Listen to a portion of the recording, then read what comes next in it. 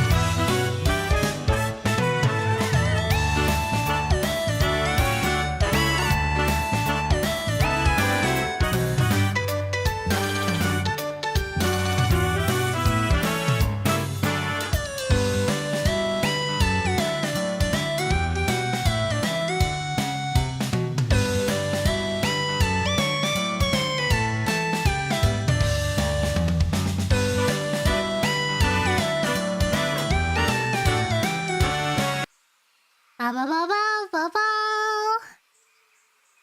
Ba ba ba ba ba ba. Wait, why are you guys all spread out? You're supposed to be contained. Why aren't you guys contained?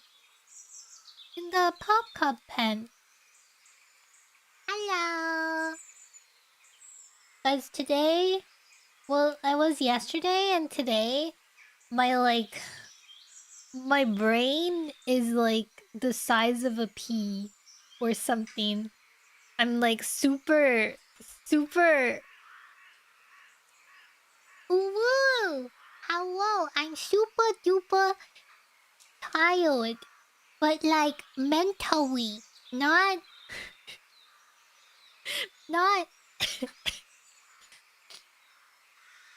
I don't know why. We don't know why it's happening. I have to turn this off for this stream because we're playing.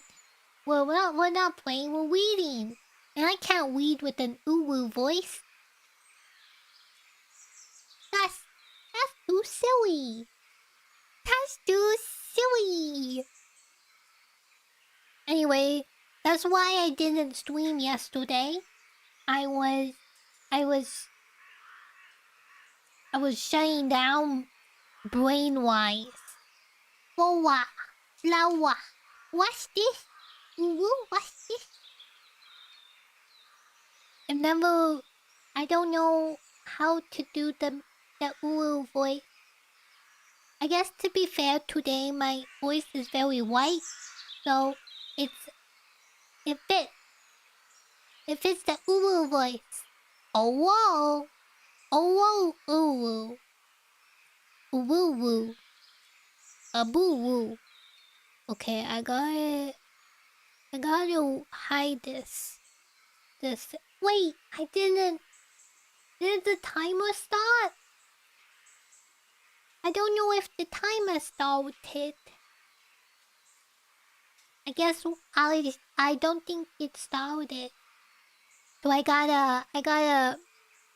Why does this hurt my jaw? Talking like this hurts my jaw. Why? Also, like,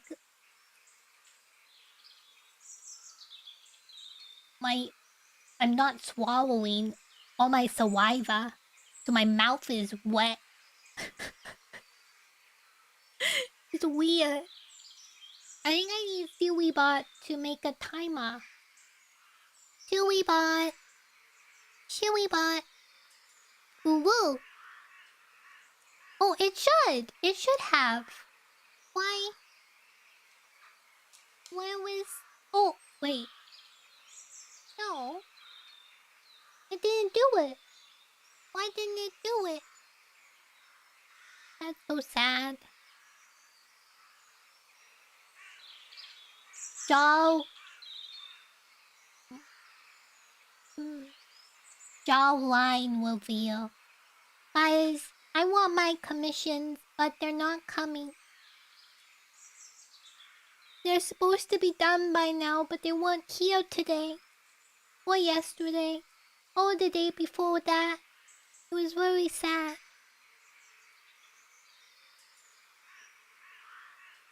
It was a sad day. Oh, it's been 3 minutes. 3 minutes. Today, we're gonna read Warrior Cats. Warrior Cats. I'll finish the book. We'll finish the book today. Oh boy, Warrior Cats. Warrior Cats. Meow meow. There's this one clip of me doing the Ulu voice with Gwen.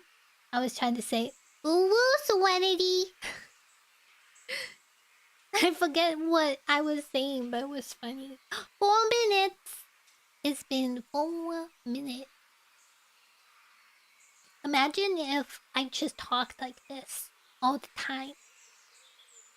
What if that was my voice? Always.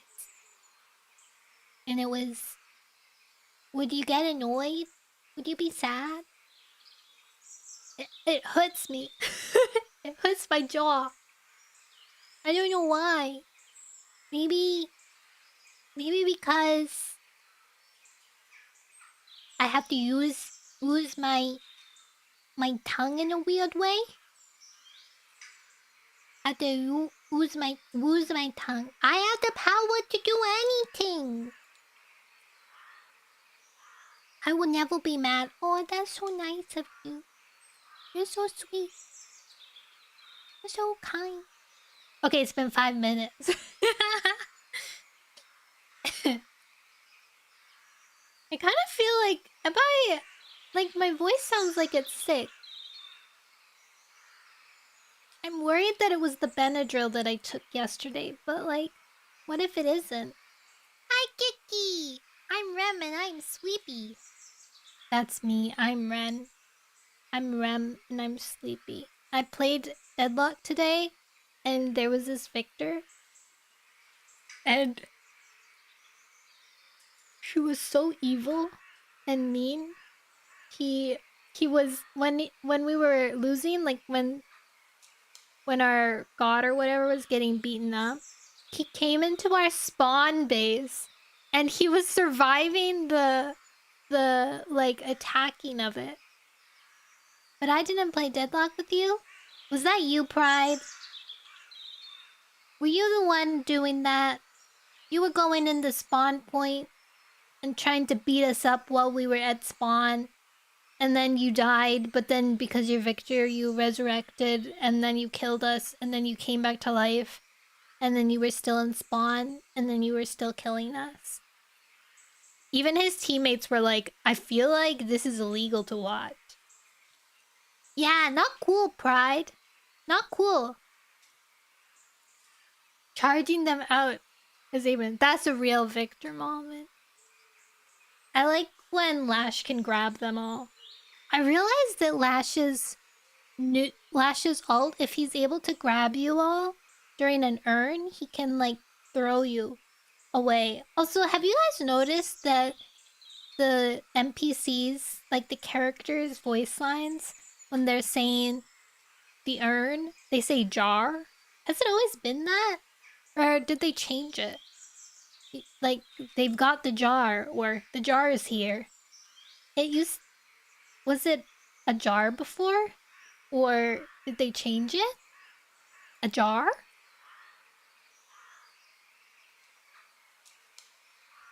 I'm scared of Abraham Lincoln. Yeah, that was his idea. An urn is kind of like a jar, but the urn is where dead people live. That's jarring. Just full of a dead person. If you have a jar and you put dead people ashes in it, would it become an urn? Or would it just be a jar with ashes in it? The ashes jar. Or would it be an urn? Dead jar. That's right. Graves has a jar of dead. Jar. Urn. An urn is a vase or container, typically with a rounded body, a narrow neck, and a footed pedestal. It needs a footed pedestal. Jar lore is thickening. Urns. Cremation urns. Can a jar be an urn?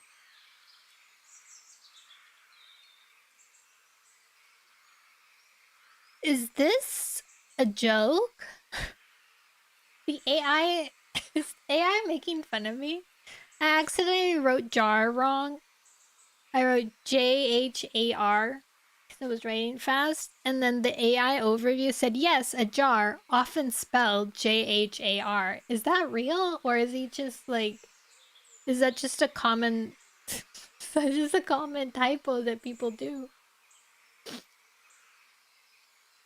Yeah, it's ASMR book day! In fact, it's very common for people to use decorative containers like ceramic ginger jars, cookie jars, or even vintage glass jars. This just in, folks. You can put your ashes in a cookie jar. I think that'd be nice. Like one of the chicken ones. I have a really good chicken cookie jar. And then you could seal it really well, right? What if you think it's cookie dust? I think you would tell if you like licked your finger and you ate it. That would be a lot of cookie dust though. What did they do to Shrek? I just saw that they changed the girl's eye color because she would have been trans otherwise.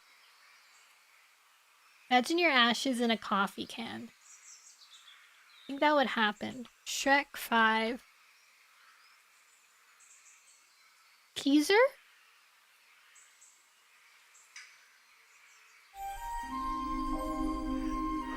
You think it'll taste good?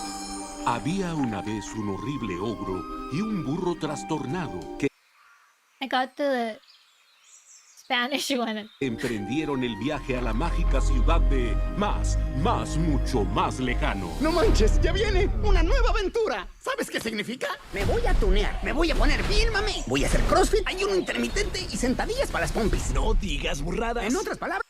I thought he was supposed to look older. Shrek y burro en busca de otra... No, no lo digas. Dos mejores amigos. No te hagas ideas. He doesn't look that much older. He just looks the same with slight smile wrinkles on his eyes, which I feel like he shouldn't have because he scowled most of his life. En la más grande y más loca. ¡Au! Aquí traigo la más. Why is gingerbread cookie got gumdrop butt cheeks? ¡Aventura! ¿Quieres hacer un muñeco? Más rápido, Shrek. I do like how their carriage is a giant onion. El mismo burro de siempre. El mismo que vista y calza. Shrek y Burro, dos leales amigos, se van de aventura a la Mermaids. gran ciudad. ¡Ay, esto es malo!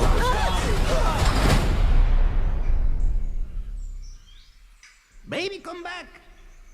Any kind of fool could see there was something in everything about you. Roxanne! ¡Burro! Hey now, you're an all-star. Get your game on, go play. In theaters 2027. Baby, come back!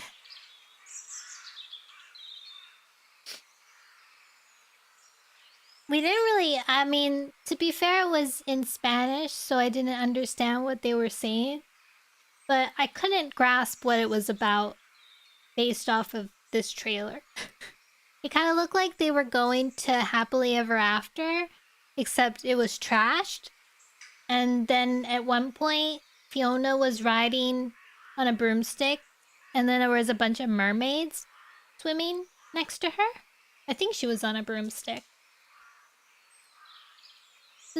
The fun thing about fairy tale worlds is that you can really have fun with the way that each fairy tale is portrayed, or how it translates to like real world stuff. Like they had the police car, and they had two fairies in the little alarm light alarm thing on top of the cart. And they were flashing. Who's dancing there? It doesn't let me see. Alright guys, we're gonna start reading. Because I'm dead. I've lost myself.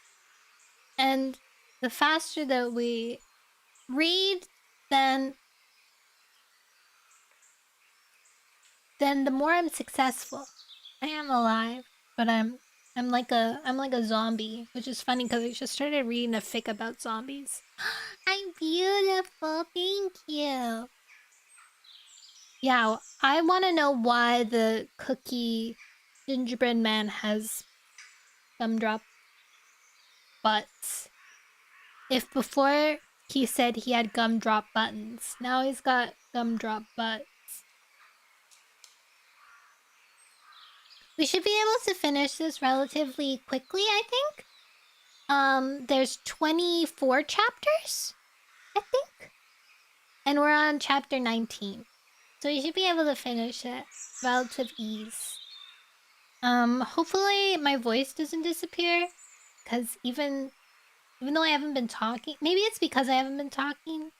I don't know. For whatever reason, it's taking me a gallant effort to speak. Quickly! Aww. That's nice of you. It's so calm and cozy. Guys, I think I want to get into RuneScape.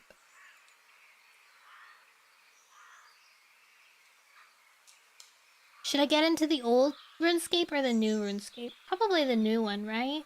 That one would still be updated. Is RuneScape still a thing? Yes, RuneScape is still very much alive and incredibly active. RuneScape 3. I see. Oh. Old RuneScape? This is the most popular version. This is modern, continuously updated version with upgraded graphics and a hotkey-based combat system. Microtransactions.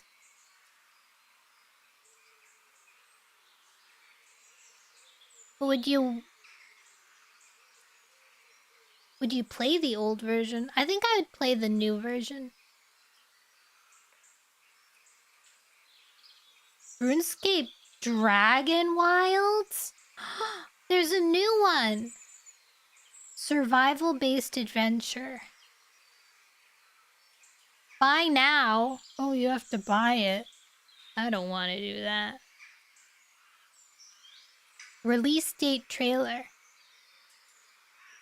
Seek more than survival. Ew. This isn't what I want. I want RuneScape. Oh! Accidentally downloaded it. That's not what I meant to do either. I just wanted to learn more about it. RS. Player avatar. Wow. Over 320 million accounts created. Player avatar. Oh, this was updated June 8th. Player avatar refresh has arrived. Wow. Let's see when the last update for old school. Oh. Well, it looks like old school is still being updated, too. The Fractured Archive. Maybe I'll try both of them. But I've never tried the new version of it ever. Oh well. Old school is still kicking. Because that's where the nostalgia is born. Okay, let's begin reading. Previously on Warrior Cats the Apprentice's Quest, we had... We made it to the grove, where the cats were congregated. There were a bunch of cats. They didn't quite know what was going on, though. They were kind of mean. They had weird ways, and very much not SkyClan-esque. However, they still kind of hung out with them, and they're like, I guess they're okay. I don't know what's up. But then, when Alderpaw was on a hunting patrol, he ran into a cat who was actually the real SkyClan cat member. And he said that this band of rogues burst into the SkyClan camp and chased everybody out. And his mate died in that scuffle. And everybody scattered about. And he's the only one that hunts close to the old territories. And Alderpaw was like, oh, this makes sense. This is why SkyClan needs our help. Because they've been cast away. And then the leader of the fake SkyClan showed up and was like, this guy's been talking too much. Time to kill him. And so he killed him. Not Alderpaw, the other guy. And then he forced Alderpaw back to the camp and was like, you guys are our prisoners now. And they're like, what's going on? That the rest of the patrol was like that. The rest of the patrol was like, what happened while you were gone? And then he was like, I found out that this is a fake SkyClan. The real SkyClan is scattered. He did! He killed him because he was yapping too much. And they're like, oh, that makes so much sense. These guys are brutes. They don't even treat their elders nice. Or their queens. And they don't know what medicine cats are. So, that's what's up. I'm shifting around something. And so now that they're prisoners in a den, being kept captive. And that's where we ended. Alright. Chapter 19. Alarpa dozed uneasily, only to rouse again as he felt a paw prodding him gently in the shoulder. He opened his eyes. There was just enough light for him to see Sparkpaw staring down at him. "Shh," she whispered. "We need to go, now." "Hi, Hyken." Alarpa blinked at her. "What are you talking about?" "The rogues are asleep," Sparkpaw murmured, "but who knows for how long? The sun will be up soon. This is the best chance we'll have." Alderpaw staggered to his paws, stretching his jaws in a massive yawn. As he arched his back, stretching his cramped body, he saw Mole Whisker and Cherryfall standing just behind his sister. Needlepaw, looking unusually hesitant, was waiting near the entrance to the den. "I think this is a bad idea," she mumbled. "If they catch us..." Mole Whisker brushed his tail across her shoulder. "We'll just have to make sure they don't," he said. Needlepaw's head drooped in reluctant agreement as Mole Whisker turned to the others and jerked his head to signal they should move. He led the way out into the open. A couple of tail lengths away, Raven was sleeping with her tail curled over her nose. Alderpaw guessed she would be in trouble with Darktail when he woke up. Silently, the questing cats wove their way among the rocks, heading towards the water's edge. Alderpaw's pelt prickled as he imagined rogue cats looking out from their dens in the cliff face and spotting their stealthy movements. But no warning yowls split the dawn silence. Eventually, they reached the river and turned downstream. Mole Whisker picked up the pace until they were loping softly over the rocks. Alderpaw shivered in the damp, chilly air. The sky was covered with cloud, and there was no sign of where the sun would rise. Before they had gone very far, they came to a spot where a spur of rock jutted out from the cliff. The river curled around it, running fast and deep. "Mouse dung," Mole Whisker muttered as he scrambled to the top of the rock. "Can't we ever get out of this filthy place?" Alderpaw struggled up after him, driving his claws into tiny cracks and feeling the grit of digging into his pads. Feeling the grit digging into his pads. To his relief, the rocks sloped down more gently on the other side, and he was able to slide down easily to stand beside Mole Whisker. "At least now we can't be seen from the camp," Cherryfall mewed as the others joined them. "We still need to get a move on," Mole Whisker commented. "Don't forget that the rogues can follow our scent." "Then maybe we should cross the river," Alderpaw suggested. "That would break our scent and make it hard for Darktail and the rest to follow us. It would give us a better chance of getting clear." "Good idea," Cherryfall responded. "Let's look for a place to cross." But as Mole Whisker swung into motion again, Sparkpaw hung back. "What's the matter?" Mole Whisker asked, a trace of irritation in his voice. "I'm wondering if we should leave," Sparkpaw replied hesitantly. "StarClan sent us here, and we haven't found SkyClan. Maybe we should stay close by and look for them."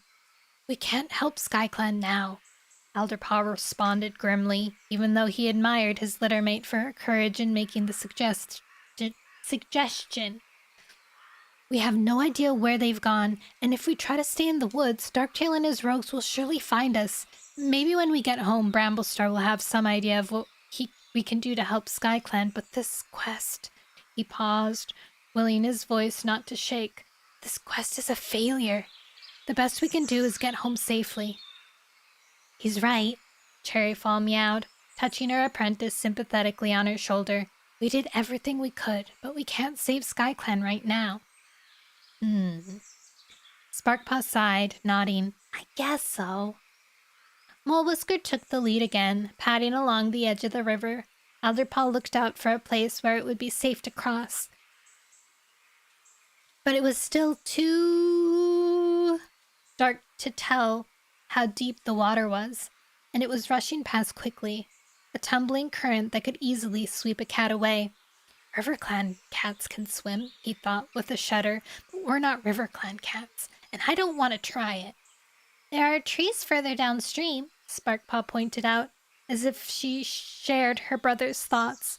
Maybe there'll be a way to cross there.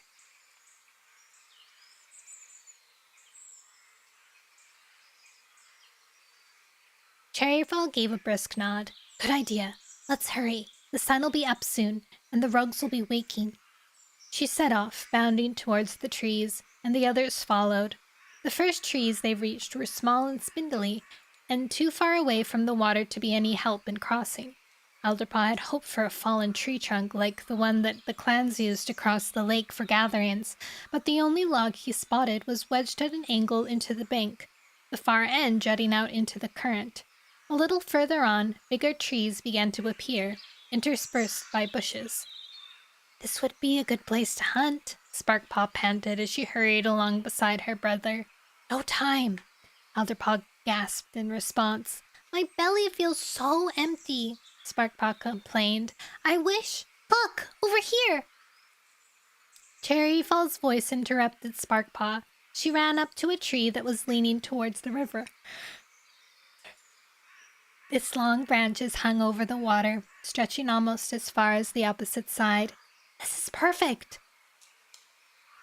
As he bounded closer, Alderpaw thought that the tree looked dangerous, but he didn't object. Crossing here was obviously their best chance of avoiding the rogues. Molewhisker murmured, sizing up the tree with an intent gaze. Those branches might be long enough, and if our scent disappears here, Darktail might think that we fell into the river and got swept away. It's worth a try, Alderpaw agreed, though his belly was churning with apprehension. I'll go first, Sparkpaw volunteered, climbing swiftly up the slanting trunk of the tree, then edging out onto one of the longest branches. Come on, it's okay. As Sparkpaw ventured further out over the river, Molewhisker followed her up the trunk, with Cherryfall hard on his paws. Alderpaw managed to tear his gaze away from his sister's progress to peer upstream and check that none of the rogues had appeared in pursuit. Although the dawn light was gradually strengthening, there was no sign of movement. I suppose it's too much to hope that they won't come. You're next! Needlepaw's voice drew Alderpaw's attention back to the tree. By now, Sparkpaw had almost reached the point where she would have to leap from the branch to the far bank of the river. Molewhisker and Cherryfall were close behind her. Alderpaw hardly dared watch as they balanced precariously on the narrow branch. No, you go first, he mewed to Needlepaw. I'll keep a lookout. Needlepaw looked reluctant, but after a moment's hesitation, she shrugged. If you say so. She scrambled up the tree trunk with a whisk of her tail and headed out along the branch. With no reason to delay any longer, Alderpaw followed. It was easy to clamber up the leaning trunk, but when he crept out onto the branch, it felt sturdy enough under his paws. Oh, and when he, not but when he. But the weight of the cats up ahead made it dip low towards the water. It would have been smarter to go one by one, Alderpaw thought, digging his claws in hard. We don't have time for that. His belly lurched as he saw Sparkpaw crouch and bunch her muscles, ready for the leap onto the bank. The branch bounced wildly as she took off, and Alderpaw let out a yelp of fear as he almost lost his grip. A moment later, he drew in a long breath of relief as he saw his littermate land safely on the opposite bank. Within the next few heartbeats, Molewhisker and Cherryfall joined her. How much do you want to guess that the branch is going to fall and him and Needlepaw are going to be washed up?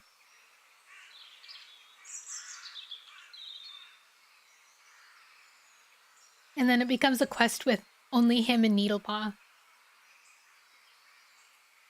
A likely outcome. 100%.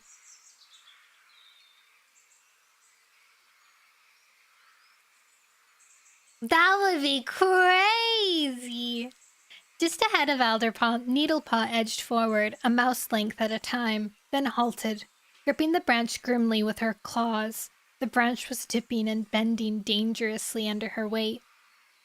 Keep going, Alderpaw urged her. Needlepaw glanced over her shoulder. I'm scared of falling into the water, she hissed. Okay? You'll be fine, Alderpaw meowed. Better than if the rogues catch up with us. But as soon as Needlepaw started edging forward again, the branch started to groan and creak. so frozen by fear that he could hardly move, Alderpaw started to back up, but he was too late. He heard a tearing sound as the branch gave way, and a screech of terror from Needlepaw, abruptly cut off as the two cats plunged into the freezing cold stream. Alderpaw flailed his legs in the surging water, terrified as the cold, unfamiliar touch enfolded him. The current was so fast that he was swept away, not knowing which way was up.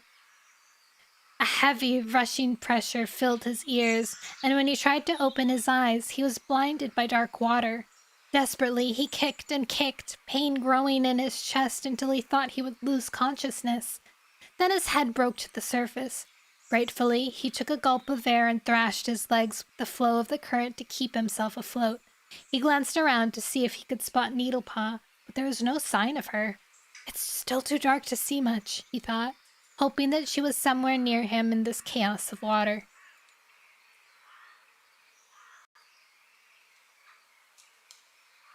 I have to burp, but it's stuck. He strained his ears to catch her cries or calls from his clanmates on the bank, but the river rushing in his ears cut off all other sounds. The current seemed to be moving faster than ever. Looking ahead, Alderpaw saw the tumbling surface abruptly come to an end, with nothing but gloomy sky beyond. The roaring in his ears grew louder. A waterfall! Alderpaw knew that he had to reach the bank. He kicked out across the current, struggling to drag himself to safety, but the force of water was too strong. I'm not going to make it. This is where I'm going to die. Then Alderpaw felt his forepaws snag on something jutting out of the water. Somehow the contact pulled him towards the bank, and as the surge lifted him for a heartbeat, he realized he was clinging to Needlepaw. The sight of the bank so close gave Alderpaw fresh hope. Keep going, he gasped to Needlepaw. We can do it! But however hard the two cats fought, the river was stronger. Alderpaw glimpsed the smooth curve of the water as it reached the falls and let out a yelp of alarm as he realized he was going over. He found himself falling, torn away from Needlepaw, his body tossed and thrown about by the waterfall. His panic-stricken yowl was cut off as he slammed down into the surface below, and all the breath was driven out of his body. Everything went black as Alderpaw sank deep into the water. Then light seared his eyes as he bobbed back to the surface, dazed and struggling feebly, surprised that he was still alive. Something shoved him hard at the back of his neck, propelling him towards the bank. Soon he felt his paws touch mud. Then he hauled himself upward, clambering clear out of the water. Turning, he saw Needlepaw dragging herself out after him, her fur plastered to her body. Dang, Needlepaw, saved him 2 times in that river trip. Alderpaw collapsed on his belly, his flanks heaving and shivering with cold, and with relief at having survived. Needlepaw sank down beside him, catching his breath at last. Alderpaw strained to catch any sight or sound of his other companions. I can't hear the others, he mewed. Can you? Hi, Christian. Needlepaw just shook out her wet fur. No, she yowled. I don't hear them. I can't hear anything over the water. I told you I didn't like it. Alderpaw turned an anxious circle, but all he could see were trees and sky. All he could hear was the running water. All he could smell was the wet dirt beneath him, and the fear wafting off both him and Needlepaw. Well, what do we do now? Hi, Spider. It's a good question. Technically, they only knew the way home based on where they were going? But no, they were following the river, right? Turn left on the river and then you would reach the gorge. So they could follow the river to the point where they entered, they started going straight. I don't know. Chapter 20. At first, Alderpaw lay in an exhausted stupor with Needlepaw at his side, but the thought of his clanmates soon roused him. We should get up, he panted. Try to figure out a way to get back to the others. Needlepaw gave her shoulder for a couple of feeble licks. I don't know about you, she meowed, but I need to rest. But we don't know what happened to them, Elderpaw asked, with a fretful look upstream. We need to go find them. And how are we going to find SkyClan now? Needlepaw snorted. You need to quit worrying about others so much and start worrying about yourself. Let them find us. Meanwhile, we need to rest. Elderpaw realized that Needlepaw was right. Staggering to his paws, he gazed around, only to see monsters dashing to and fro on a thunder path a few fox lengths away, with a row of two-legged dens on the far side. The air was filled with the reek of monsters and two-legs. I don't believe it, he groaned. Two-legs everywhere. It's fine, Needlepaw responded, waving her tail towards a tangle of elder bushes growing between the water's edge and the thunder path. We can make a nest here. The two-legs won't find us. Hoping she was right, Elderpaw followed her as she thrust her way deep into the bushes and flattening a clump of long grass for a makeshift nest. His legs aching with weariness, Elderpaw curled up beside her. Soon Needlepaw's snores echoed around their den, but in spite of his exhaustion, Elderpaw found it hard to sleep. The sound and stink of the monsters was too close, and the events of their desperate escape from the rogues kept flickering through his mind. Snuggling up to Needlepaw, Elderpaw filled his nose with her scent, trying to imagine that he was back in camp, snoozing in the Apprentice's den with Sparkpaw. Finally, he slept. When Elderpaw awoke, bright sunlight was filtering through the branches of the elder bushes. Anxiety stabbed at him as he saw that Needlepaw had vanished. The sound of two-leg voices drifted into Elderpaw's ears, and when he crept cautiously out of the bushes, he spotted several two-leg kits playing beside the nests, tossing something brightly colored to each other. A wave of homesickness for the lake and the forest floated over Elderpaw. Those kits are so noisy. When will we ever get a bit of peace? Then the grass parted to reveal Needlepaw, trotting up to him with a plump sparrow clamped in her jaws. Fresh kill, she announced, dropping it at Elderpaw's paws. Thanks, StarClan, you're back, Elderpaw exclaimed. I was worried about you. Needlepaw flicked her tail. No need. Come on, eat. What do you think we ought to do next? Elderpaw asked, his jaws watering as he gulped down warm bites of the sparrow. It was good to sit in the shelter of the bushes and let the sun warm his damp fur, but he knew they shouldn't stay there long. Look for the others, I guess, Needlepaw replied with her mouth full. Elderpaw was glad that he didn't have to argue with her. He couldn't imagine turning for home without at least trying to find his clanmates. When they had finished eating, he and Needlepaw headed back upstream as far as the waterfall.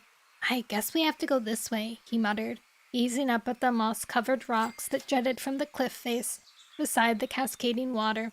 Doesn't look too hard, Needlepaw meowed, springing up onto the first of the rocks. Not sure, he agreed. Elderpaw followed. The river thundered down beside him, and his legs began to shake as he remembered how he had been swept away and almost drowned. The rocks were slippery from the spray, and if he sank his claws into the moss, it pulled away and almost made him lose his balance. Needlepaw was climbing determinedly ahead of him, showering him with and drops of water. Ew. Elderpaw was panting hard by the time he reached the top.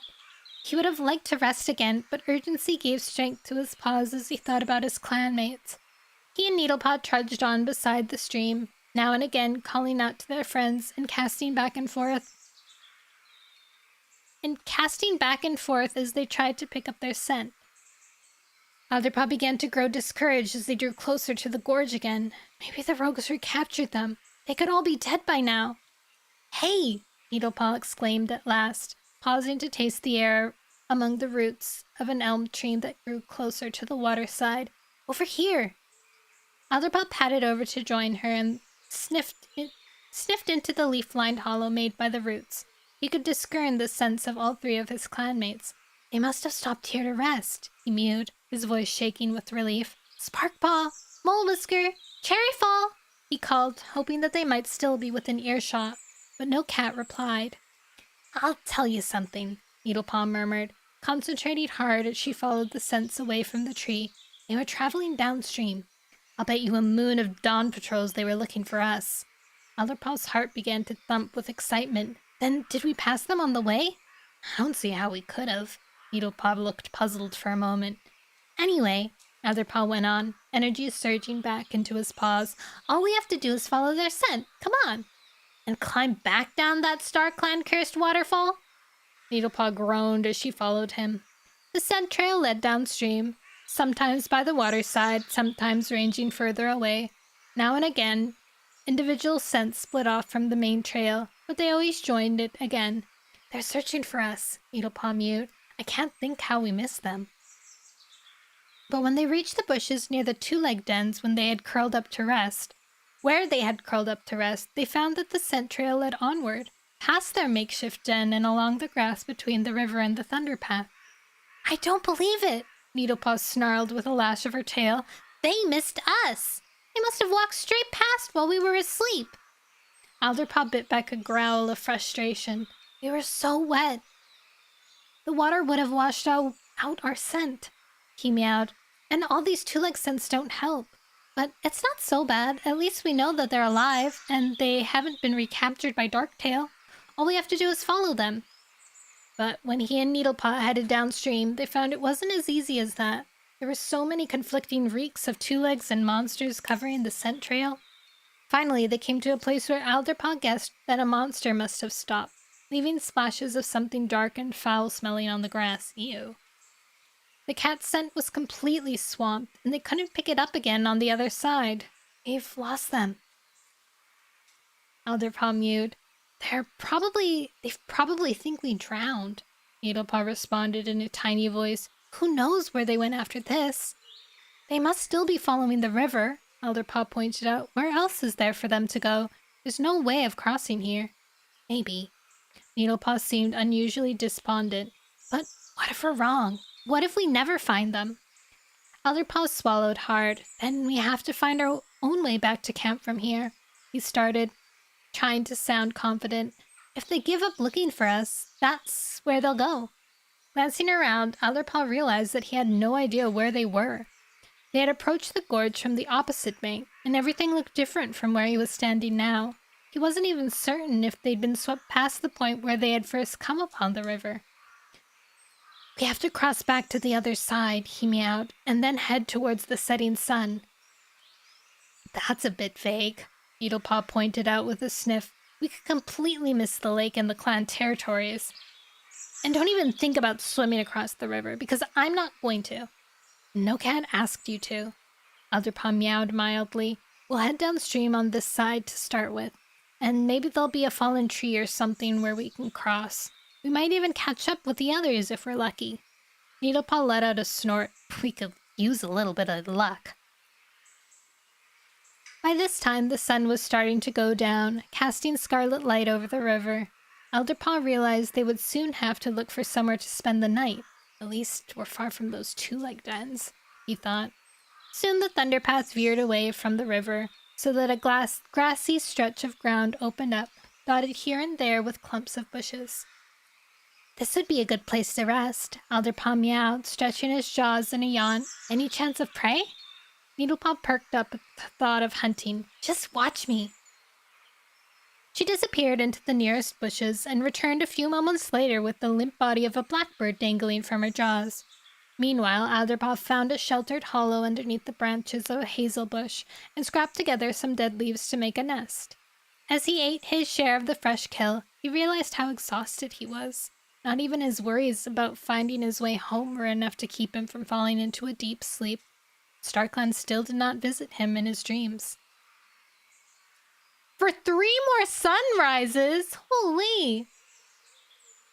Alderpaw and Needlepaw trekked along the river. Their hopes revived when now and again they picked up traces of their friend. Hi, Monty! Welcome in! How was Final Fantasy? Did you have fun?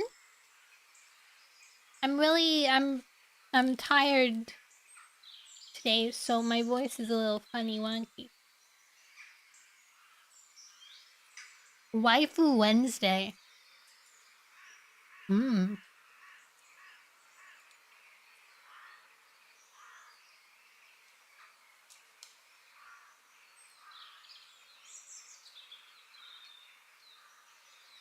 I hope you had a wonderful stream. And I hope you are happy to sit down and listen to me read. Because that's what stream is today. Reading.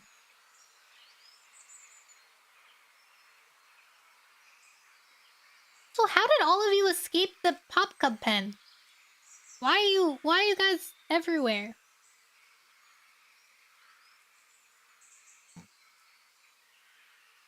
It was good. Hope you're drinking and got stuff for your throat. I do. I've got water with me. It's like my throat, my voice is weird, but it's because my brain is weird. If that makes sense? I'm not sure if it does, but we want to be free.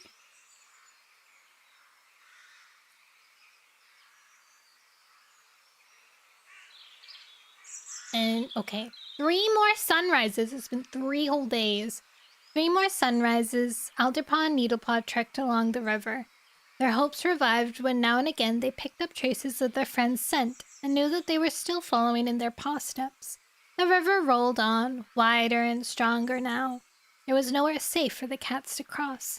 During the 3rd day, Alderpaw began to pick up the reek of monsters again, and there was a haze in the air ahead of them. Shortly after Sunheim, more two-legged dens loomed on the horizon. That's a really big two-leg place, Alderpaw meowed, stifling a groan. And I know we never passed it on the way to the gorge. We've come too far downriver. Needlepaw shrugged. We didn't have much of a choice, and we still don't. Alderpaw cast a glance at the surging river, the far bank looking impossibly far away. We're gonna have to travel through the filthy place. You know, that might not be a bad thing. Needlepaw mused as the 2 cats padded on side by side, and the first of the two-legged dens grew closer and closer. Alderpaw was already feeling oppressed by the stinks and the noises of the two-legged place. Not funny, Needlepaw, he snapped. I'm not joking. Needlepaw halted and turned to face him. Amusement was glimmering in her green eyes, but her tone was serious as she added, We need to find a kitty pet. A kitty pet? Alderpaw was outraged. Are you feeling okay? I don't think there's a herb for a cat with bees in her brain. No, listen, idiot. Needlepaw gave her... I think that's the first time I've heard the cats say the word idiot. Usually it's mouse brain. I don't know if they've ever said idiot before. They say stupid, right?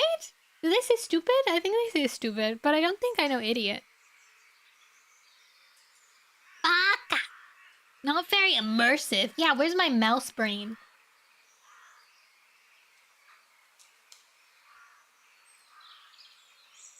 No, listen, idiot. Needlepaw gave her ears an impatient flick. A kitty pet might be able to tell us where we can cross the river. Alderpaw snorted. What makes you think that? A kitty pet would know this area well, Needlepaw replied. Which we do not. And maybe it would even give us some kitty pet food. Alderpaw wanted to retch with disgust. You're joking now, right? No. We still have a long journey ahead, Needlepaw meowed. It makes sense to fill up while we can. I'm not filling up on that stuff, Alderpaw muttered as they set off again. It's totally against the warrior code to eat kitty pet food. And they said it looks like mouse droppings. Alderpaw knew there was no point in protesting anymore as he followed Needlepaw towards the two-leg place. She kept marching on determinedly until they reached a thunder path that ran alongside the nearest dens.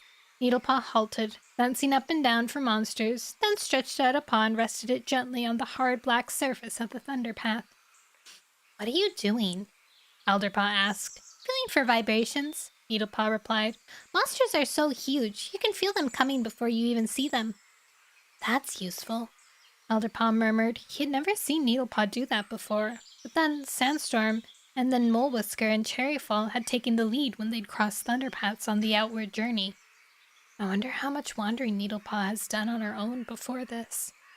Needlepaw's prodding him in the side roused Alderpaw from his thoughts. Come on, it's safe to cross.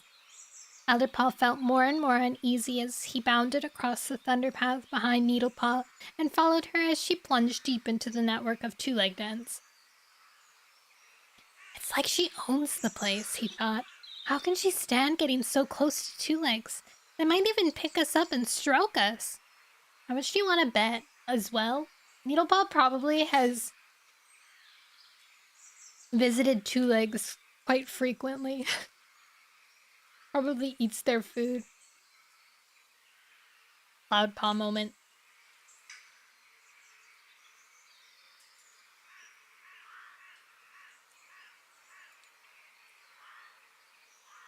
She does.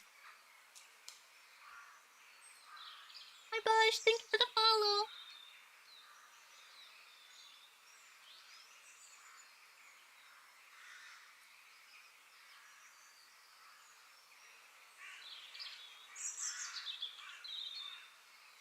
His whole body thrilled with tension as Needlepaw trotted up to a male Two-Leg who was bathing a bright blue monster outside his den.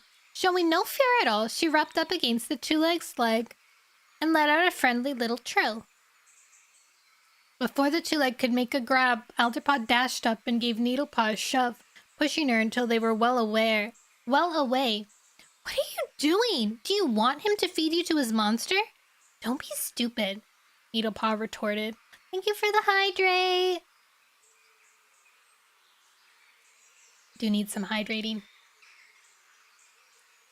Don't be stupid, Needlepaw retorted. Don't you know that if you cozy up to Two Legs, they'll often give you a piece of meat or something else tasty? I do it all the time at the Greenleaf Two-Leg place on Shadow Clan territory.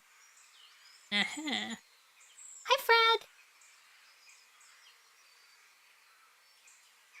Of course, it wouldn't work for you, she added, looking Alderpaw up and down. It only works for cute cats. You've got bees in your brain, Alderpaw growled. Just keep moving.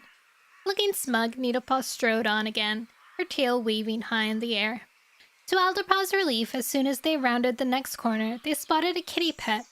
A large ginger tom stretched out lazily on top of a wall. Hi there! Needlepaw yowled as she charged up to him. Dehydrate! Oh my god. I don't actually have coffee with me.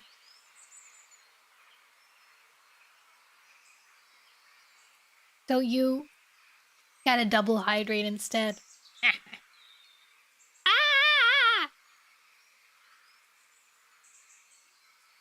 Hi, the kitty pet responded, startled out of his doze. How can I help you? We're clan cats, and we're lost, Needlepaw explained. We need to get back to our territories. And to do that, we have to cross the river. Do you know the way? Alderpaw was surprised and a little disturbed that Needlepaw was giving the kitty pet so much information. We don't know this cat, but then, he reassured himself, he probably has no idea what she's meowing about. The ginger tom stretched his jaws in a huge yawn. You have anything to do with those 3 cats who were here at sunrise? He asked. 3 cats?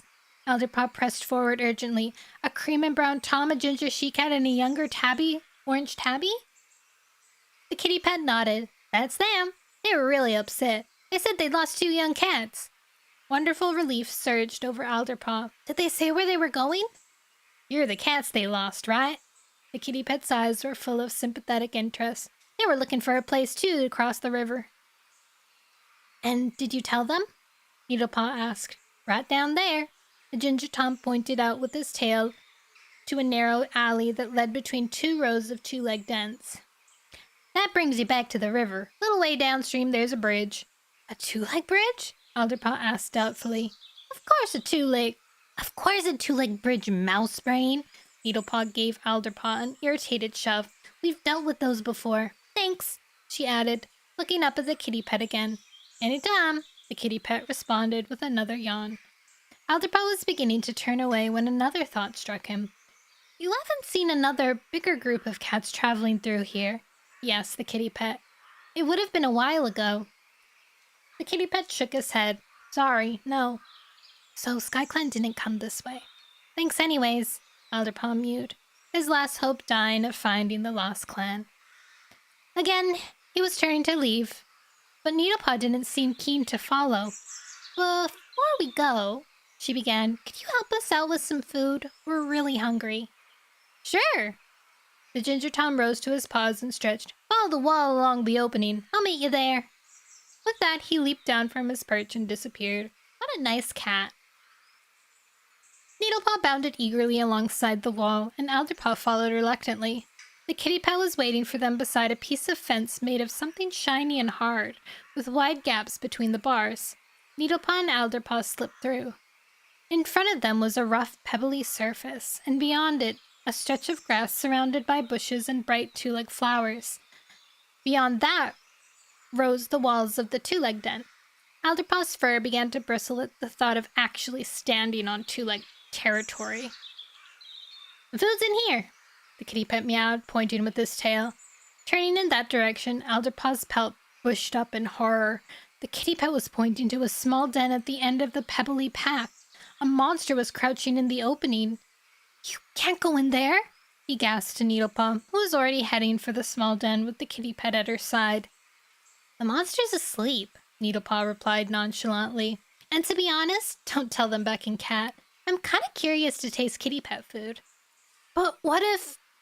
Alderpaw broke off as Needlepaw, ignoring him, disappeared into the monster's den with the kitty pet.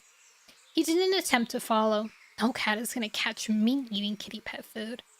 Instead, he kept watch, in case two legs appeared from the den or the monster showed signs of waking up. All the while, he was tearing at the grass with his front claws, flexing them in and out with impatience. With every heartbeat they delayed here, his clanmates were getting further and further away. At last, Needlepaw and the kitty pet reappeared from the monster's den. Needlepaw was swiping her tongue around her jaws with satisfaction. That was great, she mewed. Thanks, Bob. Bob? Bob? Alderpaw thought. The kitty pet's name is Bob? Weird. Yeah, thanks, Bob, he repeated. You've been real helpful. Glad to, Bob responded, touching noses with Needlepaw. Good luck on your journey. Alderpaw headed off down the alley Bob had showed them earlier, and Needlepaw pattered along by his side. You can thank me later, she meowed. My idea totally worked. Now we know how to cross the river, and we can make our way back home. She paused for a moment, then added, What's the matter with you? Why don't you look happier? Alderpaw had hoped he managed to conceal the heavy weight that had begun to gather inside him ever since Bob had told him that he hadn't seen any sign of SkyClan. But clearly it was impossible to hide anything from Needlepaw. Halting, he turned towards her. Don't you get it? He asked bitterly. It's because I failed. What kind of medicine cat am I?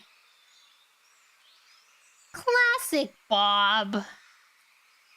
Chapter 21.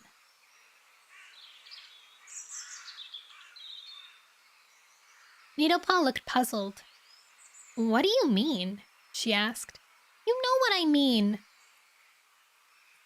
Alderpaw tried to choke back his anger at Needlepaw's obtuseness. SkyClan left the gorge after the rogues attacked them, and no cat seems to know where they went. We were supposed to save them. We just got there way too late. How can you be sure? Needlepaw asked, tilting her head to one side. Because the other clans, our clans, drove SkyClan out of the forest. That was so shameful. It's been a secret ever since. My visions were telling me to go to SkyClan and bring them back to our shared territory by the lake. To clear the sky. Like in the prophecy. Alderpaw's voice began to shake as he realized the depth of his failure. I messed up. I didn't understand the first vision right away, and then Sandstorm died. We got to the gorge too late. We couldn't find what lay in the shadows because SkyClan had already left. Now the sky will never be clear. Who knows what'll happen to the clans? And it's all because I'm a terrible medicine cat. Crash out. He crouched down on the hard two-leg path and rested his nose on his paws, letting out a desolate whimper. It seemed there was nothing but darkness ahead of him. Needlepaw said nothing, and when Alderpaw at last looked up again, she was sitting watching him with her tail curled neatly around her forepaws and a skeptical look on her face. Are you done? She asked. Alderpaw flicked an ear, annoyed with Needlepaw and with himself for breaking down in front of her. I guess so. You're being stupid and self-pitying. I love her. Needlepaw's tone was harsh. It would have taken the rogues a long time to set up in SkyClan's old camp, and from the way you described Miss Feather, all ragged and skinny, the attack didn't happen just yesterday. With the timing of your visions, there's no way we could have made it to the gorge in time to save SkyClan. Alderpaw took all that in, beginning to feel a tiny bit better. So? He mewed at last. So? Needlepaw responded, rising to her paws and heading down the alley. Your visions must mean something else. Alderpaw was silent for a moment, thinking everything over. At the end of the alley, they spotted the bridge a little ways downstream, where Bob had told them it was. To his relief, it wasn't a huge thunder path carrying monsters across the river, but a narrow wooden structure, a bit like the half-bridges that jutted out into the lake. With no two legs in sight, it only took a couple of heartbeats for Alderpaw and Needlepaw to dart across. On the opposite side of the river, a small stream trickled into the main current, tracking through long grasses with a belt of woodland beyond. Alderpaw's spirits rose as they headed into the trees, but he still couldn't stop worrying over the meaning of his quest. He had to admit that what Needlepaw had said made sense, but if my visions weren't leading me to SkyClan so I could save them, what were they doing? It was hard for him to feel that anything had been accomplished on this journey. We haven't saved any cats. We haven't embraced what we found in the shadows. We barely managed to survive ourselves. And we lost Sandstorm. Is there something else I should have done? Without guidance from StarClan, Alderpaw felt as helpless as a kid. Together, Alderpaw and Needlepaw trekked across open country for several sunrises. Even more? Heading towards the setting sun. They crossed thunder paths, skirted two-leg places, and found their way through fields where strange animals cropped the grass and watched them curiously. Now, towards the end of another tough day, Alderpaw was weary and cold, tired of sleeping under bushes or in drafty hollows in the ground. He longed for his comfortable nest in the stone hollow. At least my hunting skills have improved, he thought grimly. Seems like all I needed was to go hungry a few times, to concentrate my mind on prey just like Mole Whisker wanted me to. From time to time, he and Needlepaw had picked up the scent of the other questing cats, which reassured them that they were going in the right direction. But each time they found the traces, they were fainter and staler, as if the others were moving faster and drawing further ahead. The daylight was dying and gray clouds were massive overhead. A chilly wind blew across the grass, ruffling the cat's fur. Now and again, Alderpaw felt a sharp sting of rain, and he guessed that a storm was coming. That's all we need, he groaned inwardly. Suddenly, Needlepaw, a little ways ahead, let out an excited cry and began racing forward. Wait, what's the matter? Alderpaw called after her. It's the farm! Needlepaw tossed the words over his shoulder. The one we passed through on the way! Bounding after Needlepaw, Alderpaw spotted the shiny fence in the field where the tall, yellow-brown plants had grown. Now only spiky stubble remained, and there was no sign of the monster with the spinning jaws. Needlepaw reached the fence and easily scrambled over it, then pelted onward towards the cluster of two-legged dens. Wait, come back! Alderpaw yowled, but Needlepaw ignored him. At the same moment, the skies opened and rain cascaded down, drenching Alderpaw within heartbeats. He could barely see Needlepaw ahead of him, through the driving screen of raindrops. When he reached the fence, the shiny strands were already so wet and slippery that it took all his concentration to clamber over. A sharp pang stabbed through Alderpaw as he remembered Sandstorm. This is where everything went wrong. This terrible sharp fence, and the sticky mud that made her wound worse. We must have passed her grave on the way without even realizing it. Oh, Sandstorm, I'm sorry. Landing awkwardly on the other side, Alderpaw pushed aside his memories and managed to spot Needlepaw, still heading towards the center of the farm. Stop! Come back! He called again, but if she heard him, she paid no attention. Foxtongue! Alderpaw snarled. He knew that the sensible thing to do was leave the farm, shelter under some trees until the storm was over, and then work out the best way to go. But he felt he had no choice now but to follow Needlepaw. She ran past the cluster of two-legged dens and headed into the field with the big yellow barn. Wide wooden doors barred the entrance, but there was a gap at the bottom, and Needlepaw managed to squeeze through.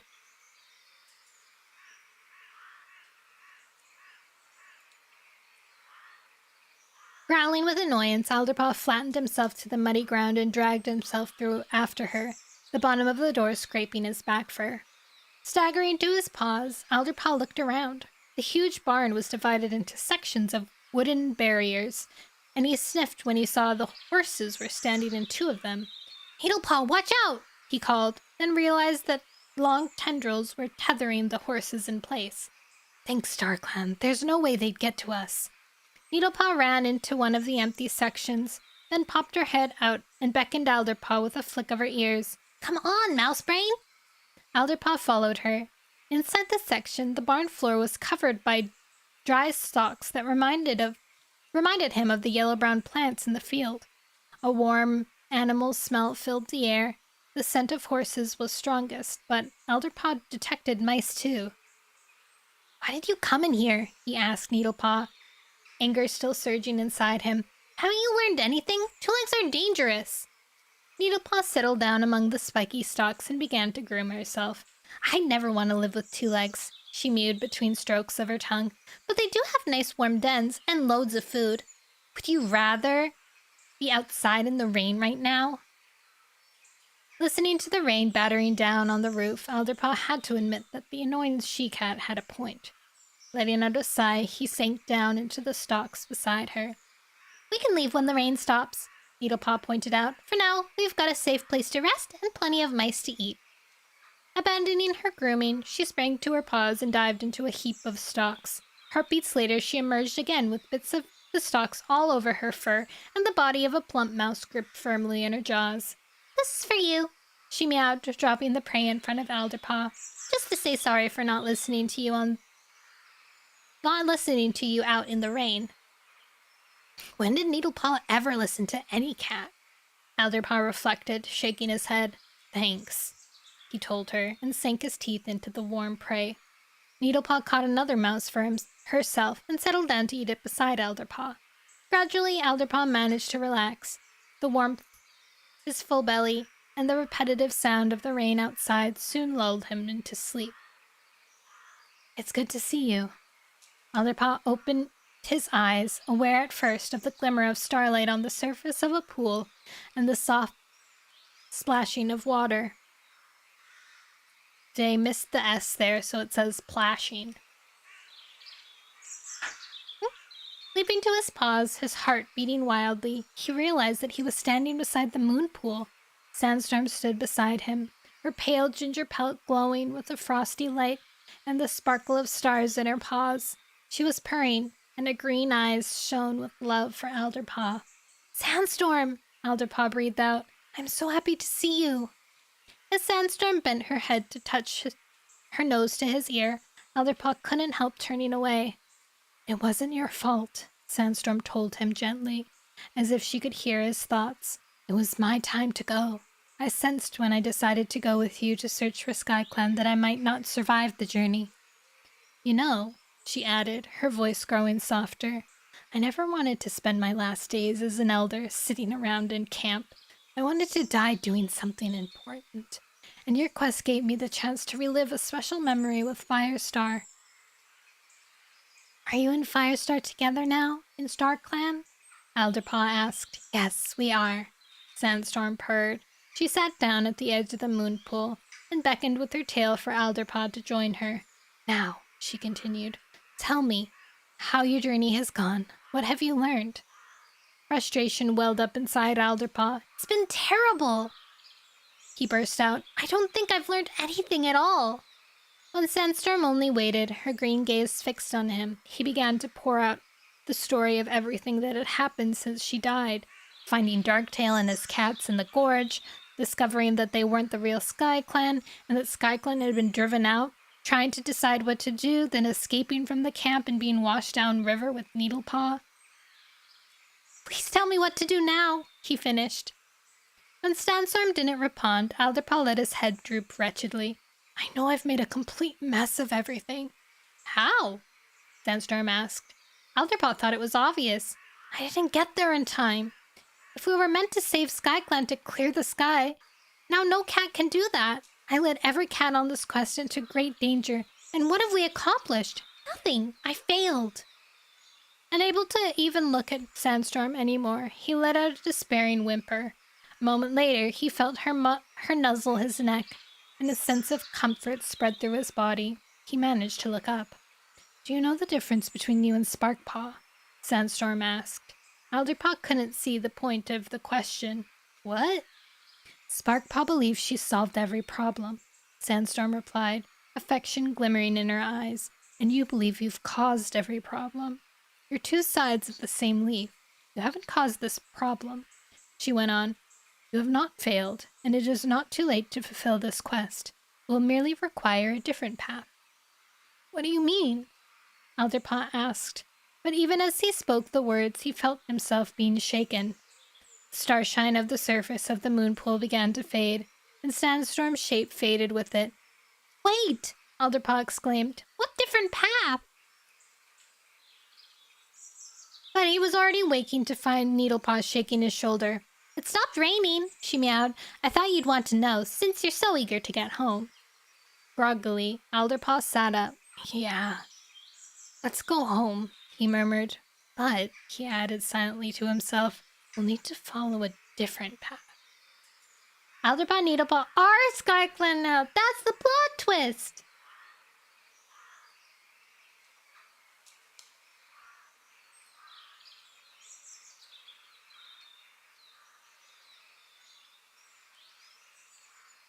I don't know why my fingers are... Maybe SkyClan was the friends we made along the way. You know what's funny? That actually makes sense, though. Because that's the only time that sentence has actually made sense. Because SkyClan did get formed from the friends that Firestar made along the way. Technically. Thank you for the star!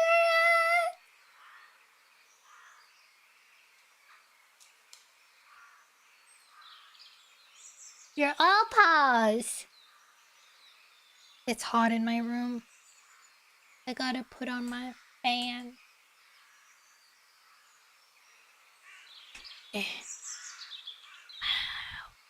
Whoa.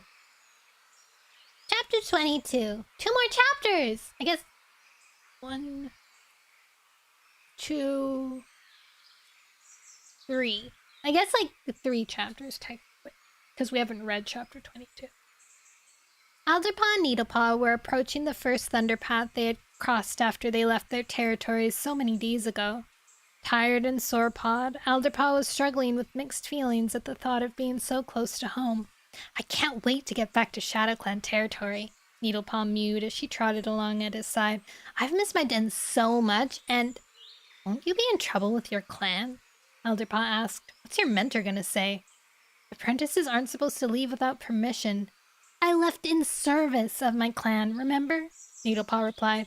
"Because I knew you sneaky ThunderClan cats were going in search of what you find in the shadows. Besides," she added airily, "no cat ever really gets in trouble in ShadowClan. Sure, the older cats will yowl and stomp a bit, but what can they..." Her voice trailed off as they drew closer to the thunder path and halted at the sight of glittering monsters flashing past in both directions. Alderpaw wasn't really listening to her anymore. He stood still, staring thoughtfully into the distance.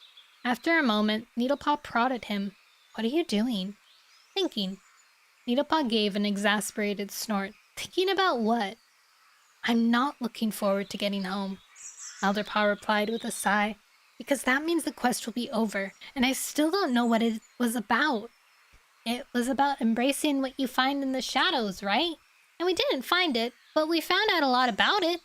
You don't have to stand here moping over it. Why can't we just go?" "Because I feel there was more I should be doing." Reluctantly, Alderpaw admitted to himself that he would have to tell Needlepaw about Sandstorm visiting him when he was sleeping in the two-leg barn. He had tried hard to work around what the Starry Warrior had meant by a different path. But with the last paw steps of their quest ahead of him, and he still had not found understanding. "I had a dream," he began. Needlepaw's eyes widened as he revealed to her what Sandstorm had said. Why didn't you tell me earlier? She asked. Alderpaw shrugged awkwardly. It was my vision. I wanted to figure it out for myself. After all we've been through, Needlepaw responded with an exaggerated sigh. You should realize that you need me. She mused, glancing around her. A different path. I don't think Sandstorm meant a literal different path. Alderpaw meowed. Just a different way of thinking, like... But Needlepaw wasn't paying attention. Look! She cried, dodging away from the thunder path. Alderpaw watched as she bounded down a dip in the grass beside the edge of the black surface. It led to a tunnel opening, its mouth covered by bars and hard two-leg stuff that were set wide enough for a cat to slip between them. A musty, damp scent flowed out of the opening. What are you doing? Alderpaw demanded, as he trailed after Needlepaw. That looks dangerous. Needlepaw turned back to him, rolling her eyes. Have you got bees in your brain, or what? Look, we came over the thunder path, and now here's a different path that leads under it. Plus, it's all in shadow. We can go this way. I love her. She's so funny. Hi, femboy. Thank you for the follow.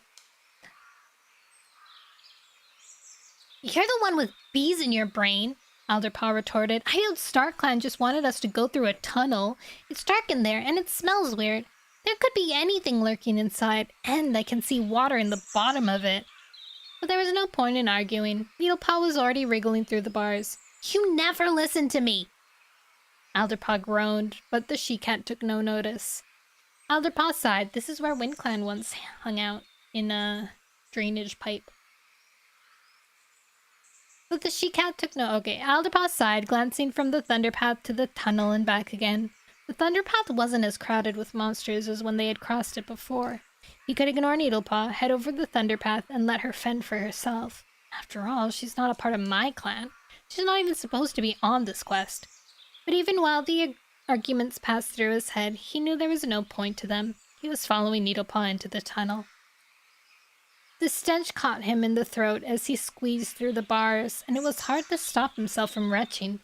Alderpaw picked his way carefully through the water, then realized that there was a higher area to one side, where he could scramble up and keep his paws dry. The tunnel was full of shadows, but once Alderpaw readjusted his eyes, he realized there was a little light filtering from the entrance behind him, and the glow of the gap on the other side. He could see Needlepaw's figure, dark against the distant outlet, bounding along ahead of him. I wonder where Sandstorm would even want us to go next, she meowed, her voice echoing strangely in the tunnel. What smells different? Maybe we shouldn't even head back the way we came anymore. What if we went in another direction? She continued, halting and half-turning back towards Alderpaw. We could loop all the way around clan territories and come in through Shadow Clan. Maybe head over the other way around the lake, through River Clan. I've only been on River Clan territory once, she added reflectively, and they caught me and sent me home with a scolding. This girl longs for adventure. Alderpaw shook his head. You're mouse-brained, he responded. Needlepaw turned to go on, and Alderpaw was about to follow when he heard a soft cry coming from further into the darkness, right against the wall of the tunnel. He froze, his ears pricked when the cry came again. He carefully padded towards it. Babies? In the dim light, Alderpaw could just make out a nest of moss and dry leaves with something squirming inside it. At first he pulled back sharply, then he leaned forward again with a gasp of shock as his nose picked up the familiar milky scent of kits. A tiny black and white kit was laying in the nest, with a tiny gray one beside it, their colors hardly visible in the darkness. The kits seemed to sense Alderpaw's presence, and they craned towards him. Their eyes touched tight shut, their pink mouths open to let out high-pitched mews. Oh, they're like newborns! What's the matter? Needlepaw was bounding back down the tunnel towards Alderpaw. Why are you so... She skidded to a halt as she spotted the nest. They're... Alderpaw began. They're kits! Needlepaw shook her head in disbelief. Where's their mother? She asked, glancing around. Their eyes aren't even open yet. They can only be a few days old. And they're so thin, Alderpaw added. I can tell they haven't eaten in a while. I'll go and look for their mother. Needlepaw bounded to the other side of the tunnel and wriggled out through the bars. Alderpaw could hear her calling outside. Alderpaw scooped over the nest and examined the kits more closely. Both of them were she-kits, and under their fur they seemed to be just skin and bone. "Hey, Needlepaw!" he yowled. "Forget their mother for now. These kits need to eat. Catch something, right away." "Okay," Needlepaw yowled back. A few heartbeats later, she slid through the bars again and bounded along the tunnel to join Alderpaw. She was gripping a fat vole in her jaws. "That was quick," Alderpaw mewed admiringly. "Now we chew up the meat and feed it to the kits." When they had chewed some of the fresh kill into a pulp, Alderpaw gently opened the gray kit's mouth and dropped the pulp in. The kid choked, spitting the meat out again. "Oh, mouse dung," Needlepaw sighed. "They're not used to eating this stuff yet. They need milk." "Well, unless you have any, we have to keep trying with the vole," Alderpaw meowed determinedly. He dropped more pulp into the kit's mouth, then massaged her throat so that she would swallow. The kit began choking again, but after a moment, the chewed-up vole disappeared, and she began wailing for more. "Thanks, Star Clan," Alderpaw exclaimed. Needlepaw began to feed the black and white kit, and soon both tiny creatures were sucking eagerly at the pulp, desperate to fill their bellies. "They would have starved without us," Needlepaw murmured, sounding unusually gentle as she blinked affectionately at her kit.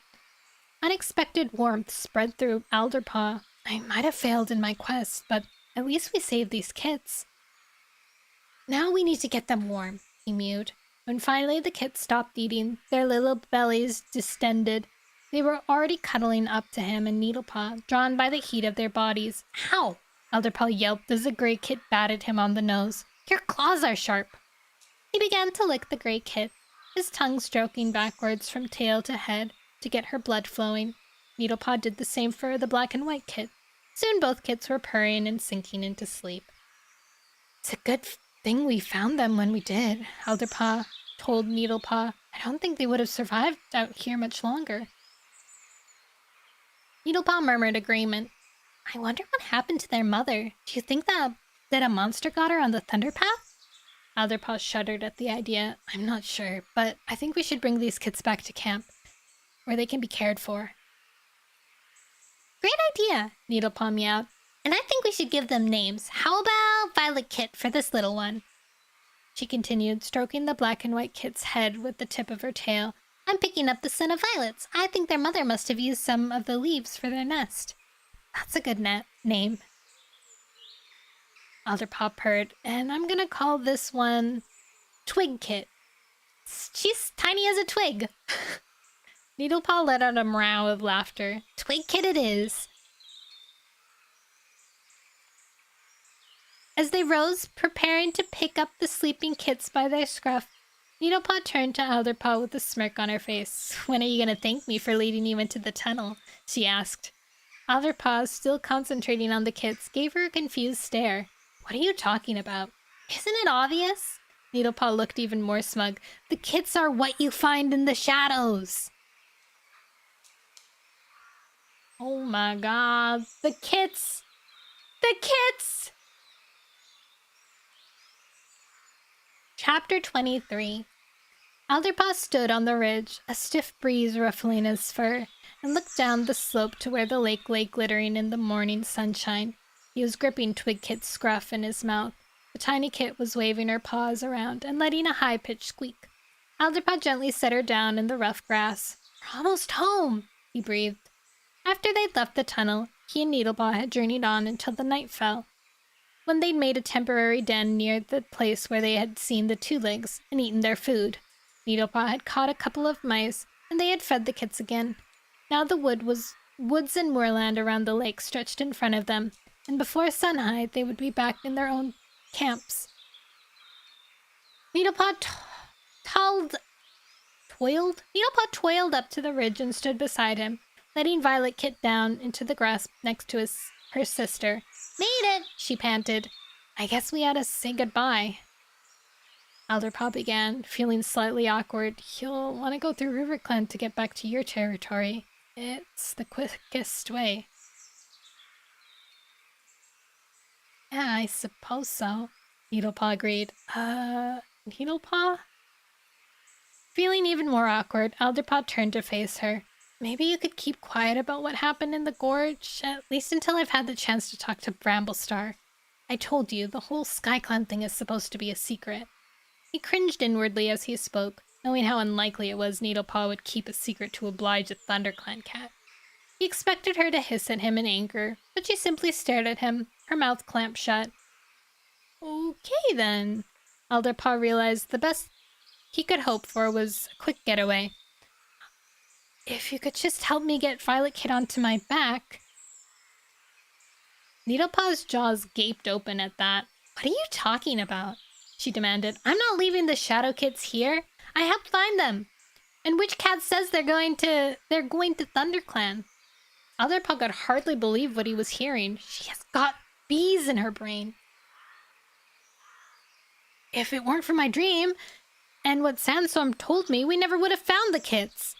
Needlepaw's neck fur began to rise and she flattened her ears. And if it weren't for me, she pointed out, and my idea to go through the tunnel, you would still be standing in front of that stupid Thunderpath trying to figure out what different way of thinking Sandstorm was meowing about. Are you kidding me?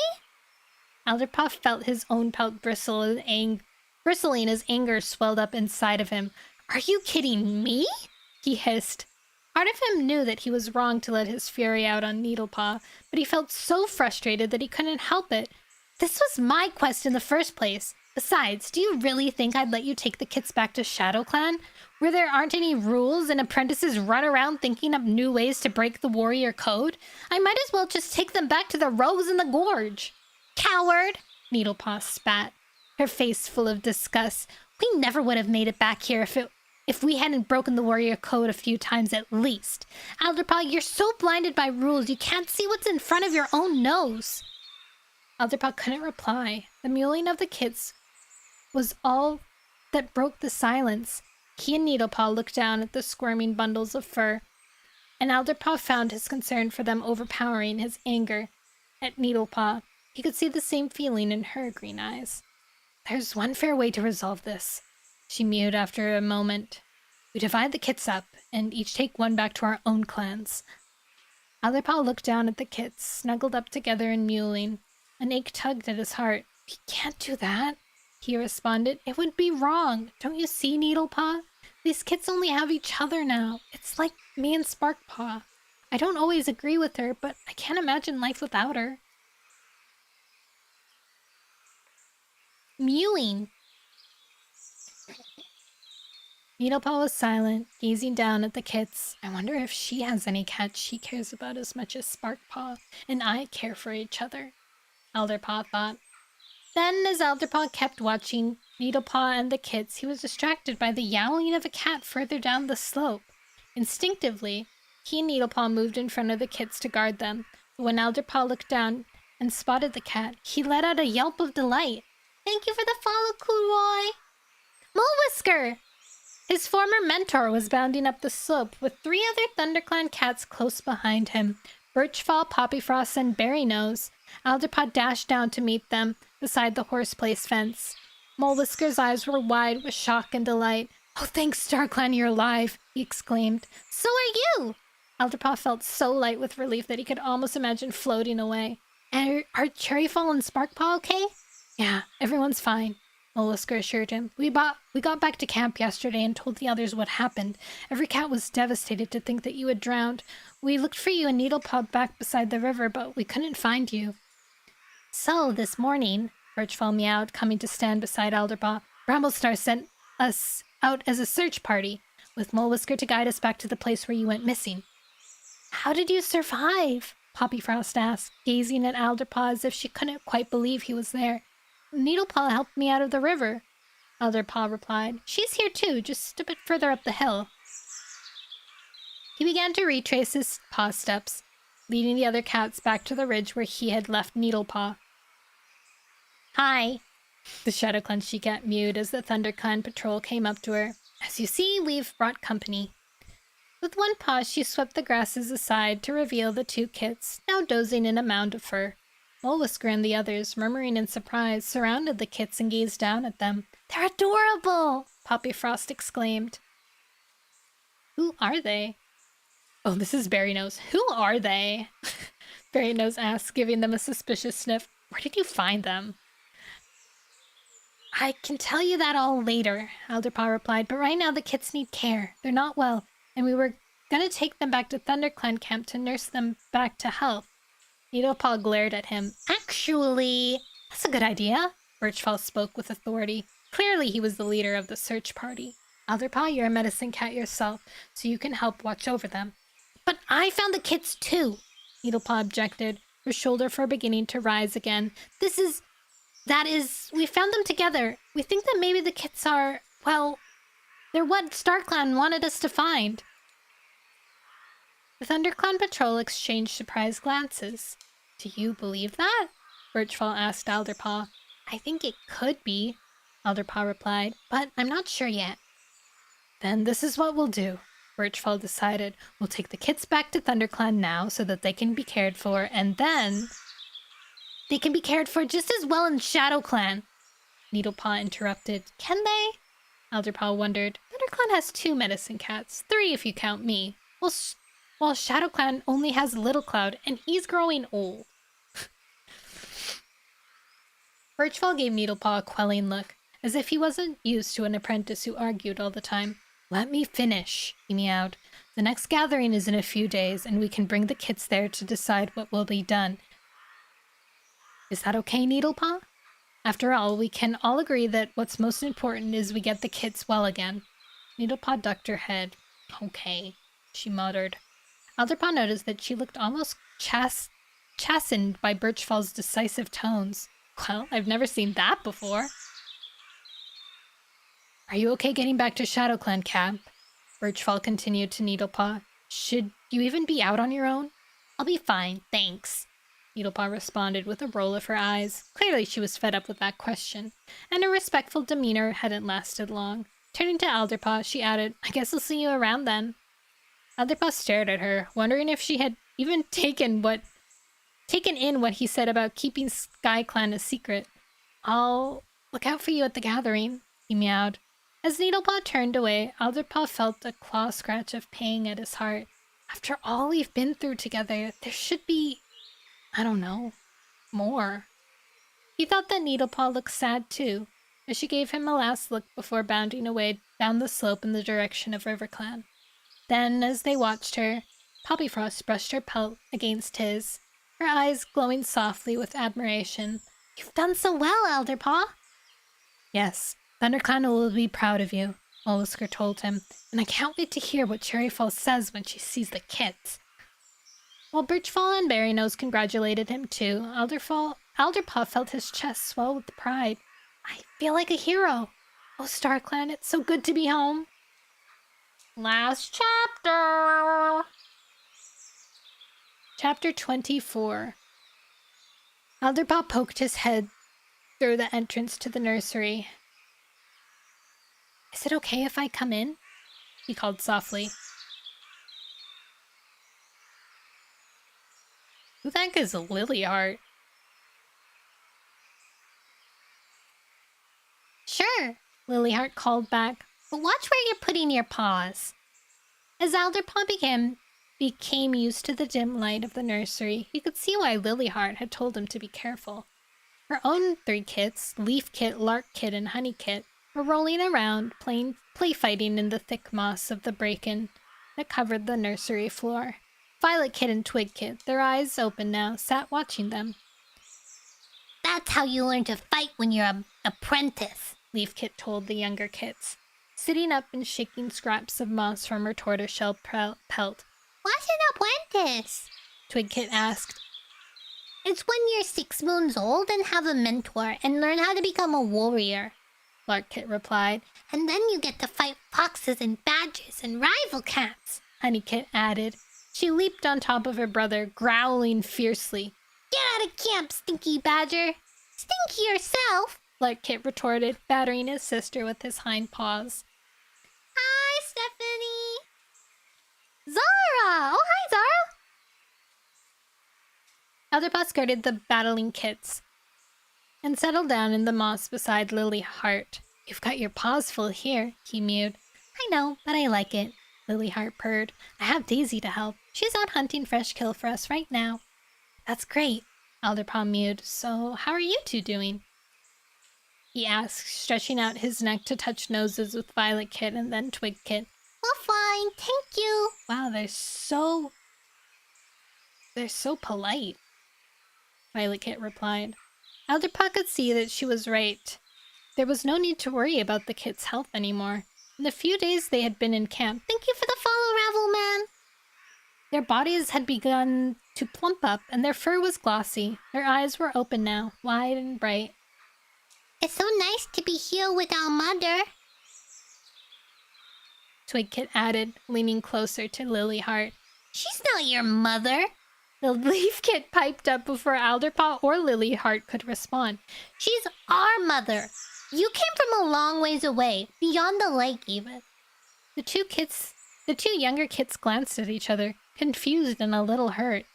Don't worry, little ones, Lilyheart mewed, bending her head to lick each kid around the ears. I love you just as much as if I were your real mother.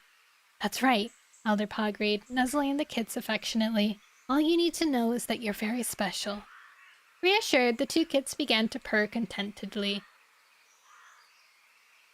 For a moment, Alderpaw gave himself up to the satisfaction of having saved them, whatever that might mean. They're lovely, Lilyheart meowed. I'd be happy to keep them as part of my family, and my kits love them too. Alderpaw nodded, but he knew that the real decision about the kits' future would be made at the gathering that night. I hope they'll be allowed to stay here, he thought, realizing how attached to them he had become. But that's not for me to decide.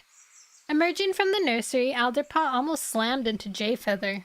There you are, Jayfeather exclaimed crossly. I've been looking everywhere for you. I've just been to visit the kits, Alderpaw explained. Jayfeather let out a snort. I should have known. Anyway, you need to come with me. Bramblestar and Leafpool want to talk to you. There had been a time when Alderpaw would have been worried by a summons from his clan leader. Now, although he still felt slightly nervous, anticipation was stirring inside him. As he followed Jayfeather, Alderpaw remembered his return to camp a few days before. All his clan had been excited to welcome him back, and Sparkpaw had barely left his side since. This morning was their first hunting patrol without him, along with Cherryfall, Rakenfur, and Sorrelstripe.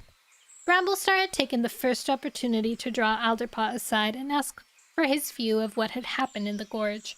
It was so frustrating, Alderpaw admitted. We should have gotten there in time to save SkyClan from the rogues. I feel like I failed. Bramblestar rested his tail tip briefly on Alderpaw's shoulder. I'm puzzled, he confessed. Why would StarClan send you a vision when it was already too late for you to do anything? But it wasn't your failure, he added hastily. Alderpaw shrugged uneasily. I feel like I've missed something important. I feel like Sandstorm died for nothing, and it was my fault. You're not to blame for Sandstorm's death, Bramblestar assured him firmly. I grieve for her, and so does the rest of our clan, but going on the quest was what Sandstorm wanted. Remember how I tried to forbid her from going? She was determined, and you would have never have convinced her otherwise. I guess so. Alderpaw mewed, though he still couldn't suppress his feelings of guilt. Meanwhile, Bramblestar meowed, changing the subject. I've spoken to Molewhisker, Cherryfall, and Sparkpaw about keeping SkyClan a secret, at least for now. I hope it was okay to tell them. Alderpaw began apologetically, remembering once again that Needlepaw shared the secret too. It's fine, you didn't have much of a choice. I bet Needlepaw told Russet Star, and they're gonna announce it at the gathering.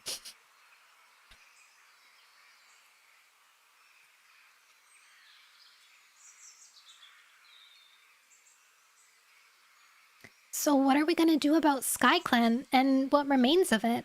Alderpaw asked, relieved by his father's approval. And what about those horrible rogues in the gorge? I've thought it over, Bramblestar replied, his amber eyes fixed on Alderpaw, and I've come to the conclusion that there's nothing ThunderClan can do for SkyClan now. But Alderpaw began to protest. Bramblestar overrode him. SkyClan has scattered, and no cat knows where they have gone, unless ThunderClan gets more information. Alderpaw felt the weight of his clan leader's stare. He means another vision. Anxiety rose inside him like a gathering storm cloud. Will I have one? What if I don't? I told the rest of the clan that you reached the place you saw in your vision, Bramblestar continued briskly, but you found nothing there. That should be enough to keep SkyClan a secret until we get a stronger sign from StarClan. At least, he hesitated. What about Needlepaw? I asked her to keep the secret, Elderpaw replied, but I don't know whether she will. Bramblestar nodded thoughtfully. It's the best we can do for now, he decided at last. We'll discuss the kits later with Leafpool and Jayfeather, he finished. Thinking back to that earlier meeting, Elderpaw assumed that now he was going to be summoned to talk about Twig Kit and Violet Kit. I hope they can stay with us, he thought. Did I see your fan art? I'm not sure, did I? Where is it?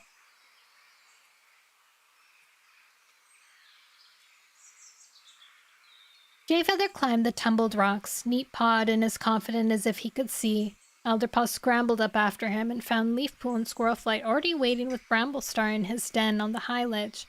Good, you're here. Bramblestar meowed, sweeping his tail affectionately along Elderpaw's back, as if he was still amazed that his son was alive after all. Have you recovered from your journey yet? Yeah, I'm fine. You tagged me in a YouTube post. Let me go check. I'm not usually signed into my Nono account.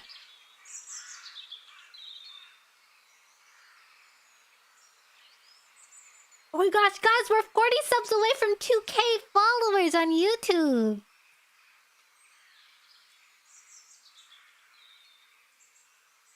Let's see.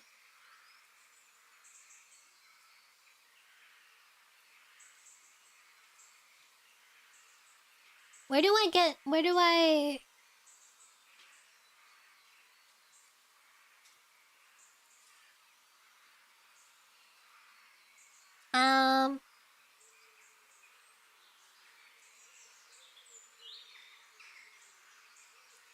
I can't see it.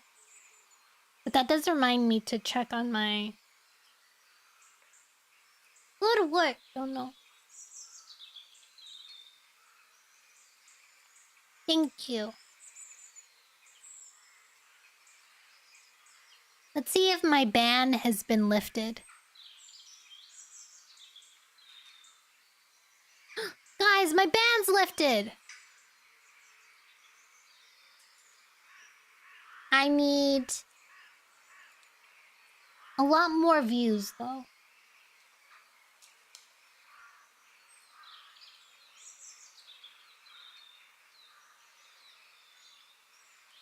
Yeah. What was it that banned me? I think it was...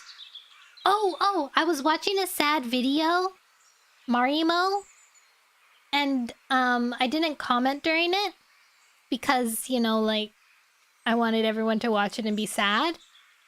And then after the stream, I got pinged for copyright and I got a strike and they banned me briefly to... I couldn't become like, I couldn't create a membership in YouTube because of it until like June 6th or something, or maybe it was July 6th. Either way, wait, July hasn't happened yet, so June 6th. Yeah.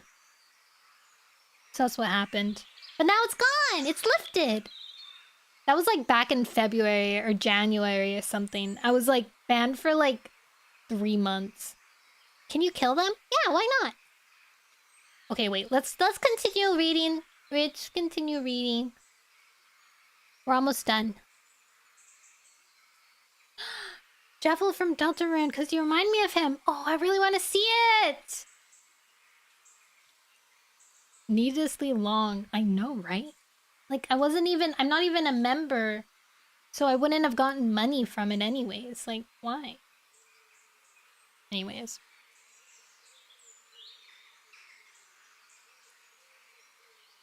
We need to talk about the future, Bramblestar announced, most urgently about Twig Kit and Violet Kit. With a wave of his tail, he invited the other cats to sit down. Alderpaw, tell us what you know. Alderpaw stayed on his paws as he described how Sandstorm had come to him in a dream and given him the clue that allowed him and Needlepaw to find the kits in the tunnel. Needlepaw really helped? Squirrelflight asked, sounding surprised. Oh, yeah. It was her idea to go through the tunnel, and she helped me bring the kits back to the lake and helped feed and care for them, too. She was really gentle with them. So the question remains about what to do with them now. Bramblestar continued. Leafpool, Jayfeather, do you think that they could be what you find in the shadows, according to the prophecy? Jayfeather wriggled his shoulders as if he felt uncomfortable in his pelt. I'm not sure. It feels too simple. Maybe they're just a pair of abandoned kits. Their mother was probably killed on the Thunderpath, or maybe a fox got her. But Sandstorm told Alderpaw that there was still time to succeed in this quest, Leafpool pointed out. Her eyes briefly shadowed as she named her dead mother. Oh yeah, her mom's dead. That's sad. And then she told him how to find the kits. I think they could well be what you find in the shadows, and if we embrace them, the sky will clear. Alderpaw, what do you think? Squirrelflight asked. Alderpaw blinked nervously at being put on the spot. They could be, he replied, but I think it's too soon to be sure. We'll know more when the kits grow older. Well said. Bramblestar mewed approvingly, and that means we shouldn't give up the kids up. Jayfeather let out a snort. I can't see ShadowClan agreeing to that. And as much as I hate to admit it, they have a point. As Alderpaw tells it, Needlepaw was at least half responsible for finding the kits, and so ShadowClan has a claim on them. That may be true, Bramblestar agreed with a sigh, but we'll wait and see what's said at the gathering. We know what ShadowClan will say. Jayfeather twitched his whiskers, even though the last thing Rowan Star needs is 2 more young cats to keep track of. Bramblestar let out a rumble of amusement from deep in his chest. Alderpaw couldn't share it. The mention of ShadowClan had made him think of Needlepaw. A chilly wind ruffled the surface of the lake, breaking up the reflection of the full moon, which floated serenely in the sky above. Branches creaked and rustled in the blast, and dead leaves whirled around through the air. Alderpaw fluffed up his fur against the cold as he padded along the lakeshore with his clanmates. Violet Kit rode on his back, her tiny claws digging deep into his pelt. Beside him, Sparkpaw was carrying Twigkit. I don't think RiverClan and WindClan know anything about our quest to find SkyClan, or what you find in the shadows, she meowed to Alderpaw. Won't they be surprised? I mean, that we found what lies in the shadows anyway. They'll be furious enough to claw their own ears off when they discover that a ThunderClan cat found it. But Bramblestar isn't completely sure the prophecy refers to these kits, Alderpaw pointed out mildly. You mean he won't say? Sparkpaw responded. She gave an excited bounce, nearly dislodging Twigkit, who let out a squeak of alarm. Oops, sorry, Twigkit. Anyway, Sparkpaw continued, the kits totally are what you find in the shadows, and you'd have to be the stupidest furball in the forest not to know it. Alderpaw blinked contently and let her chatter on as they splashed through the stream and followed Bramblestar and the senior warriors alongside the lake through WindClan territory. It was good to be with Sparkpaw again, and to bask in her cheerful confidence after all the dangers they had suffered. They were drawing near to the edge of WindClan territory when Alderpaw spotted One Star and his cat streaming down the hillside and heading around the lake ahead of them, past the horse place. Who are all those cats? Violet Kit asked, sounding nervous. Oh, that's WindClan, Alderpaw replied. Has no cat told you about the clans? Sparkpaw asked. They should have, honestly. Well, she went on, obviously delighted to show off her knowledge to the kids. There are 4 clans around the lake. We're ThunderClan. We're the best. Those skinny rabbit chasers up ahead are WindClan. And then there's RiverClan and ShadowClan. You'll meet cats from all of them tonight. Yes, all the clans meet at the full moon. It's called the Gathering, Alderpaw added. On that island in the lake. Can you see it? He waved his tail towards the dark bulk of the island.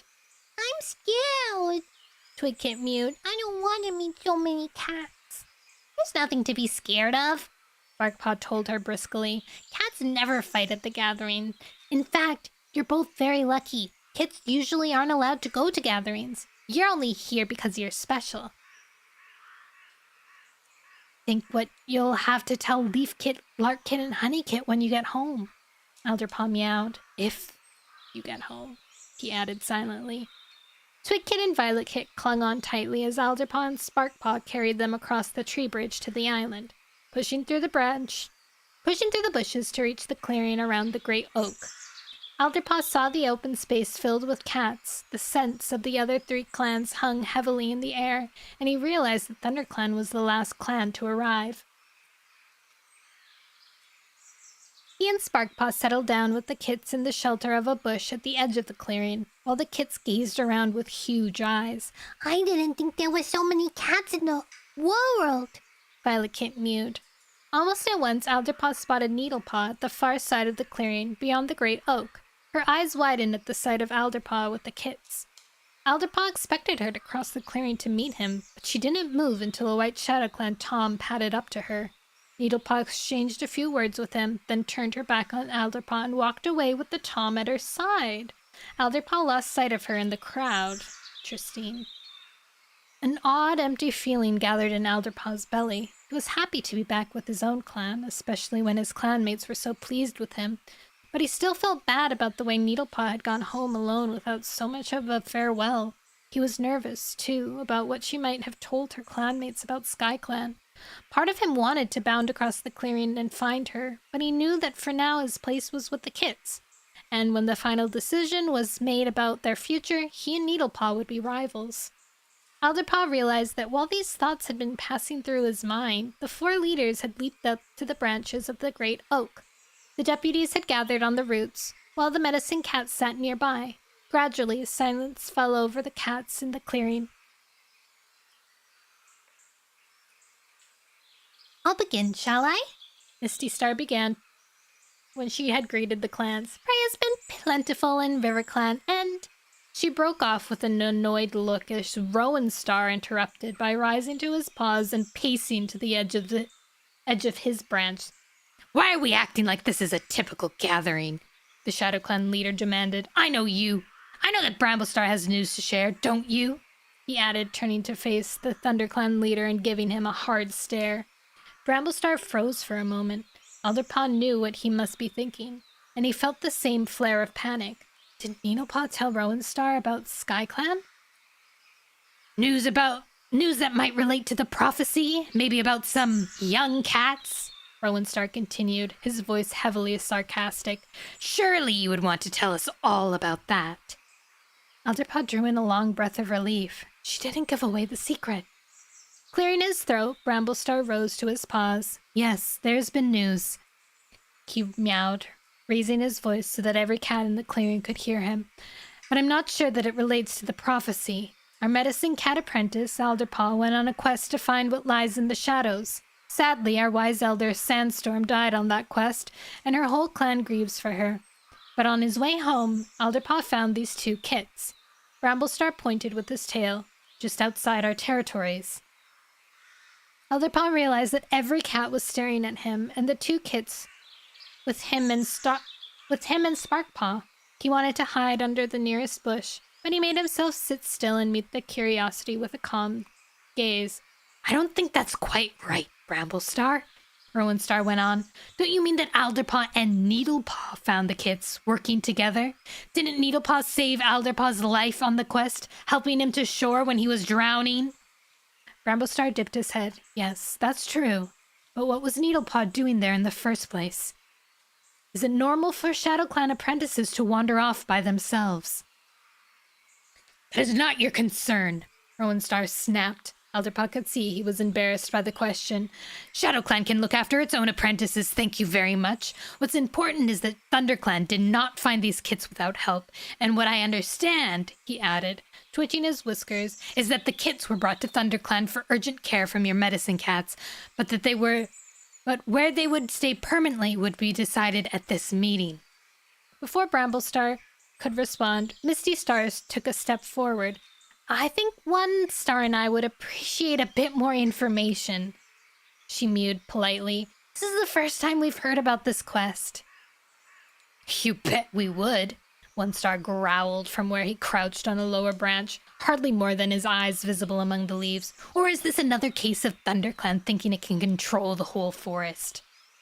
Not at all, Bramblestar replied. Elder Pocatelli was making an effort to hold on to his temper.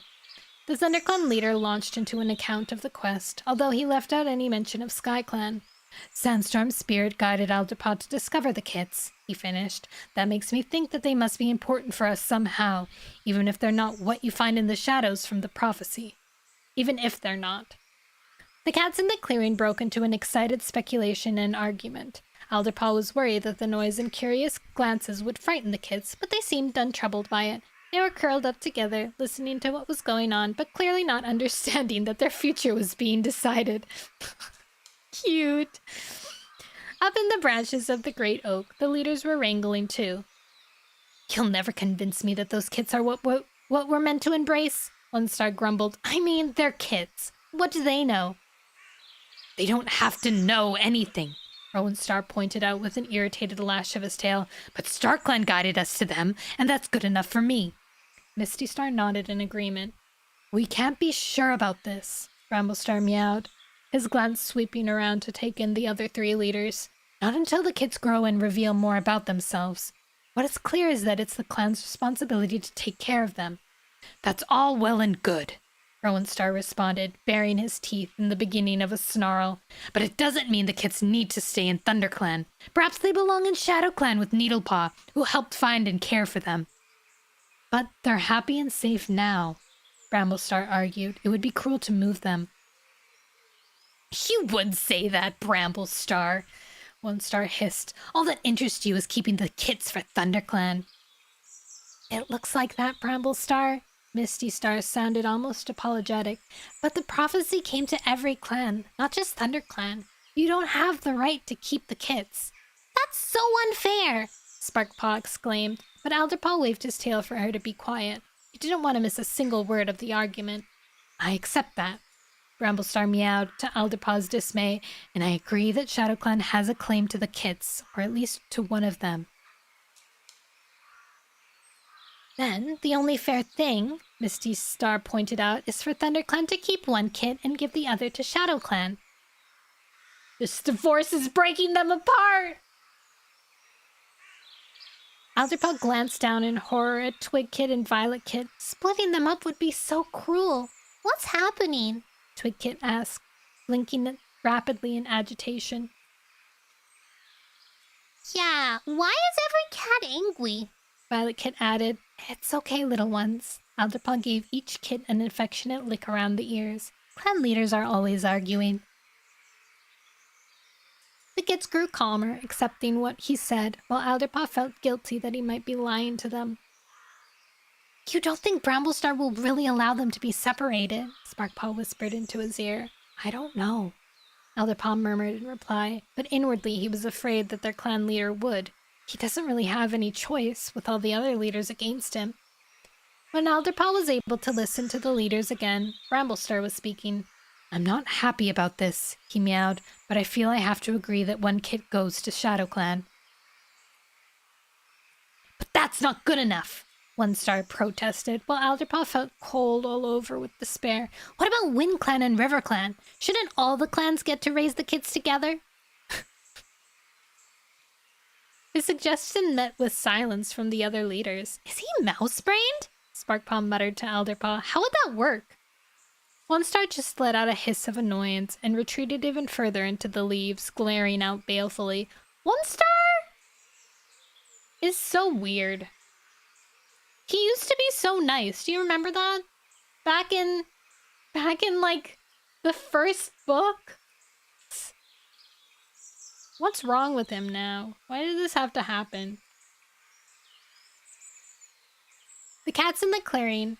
Maybe he's mouse-brained. You're so right, Toki. You're so right. He is mouse-brained. Q and Firestar were friends and then he became rude. Didn't he only become rude when he became the leader? Or was he rude before then? I can't remember. Or maybe he was rude when he became the deputy? Leader. Okay, it was the leader. This guy. His real feelings all of a sudden burst out. Actually, Firestar, I've hated you all along. Power corrupts, it's so true. The cats in the clearing were still whispering together.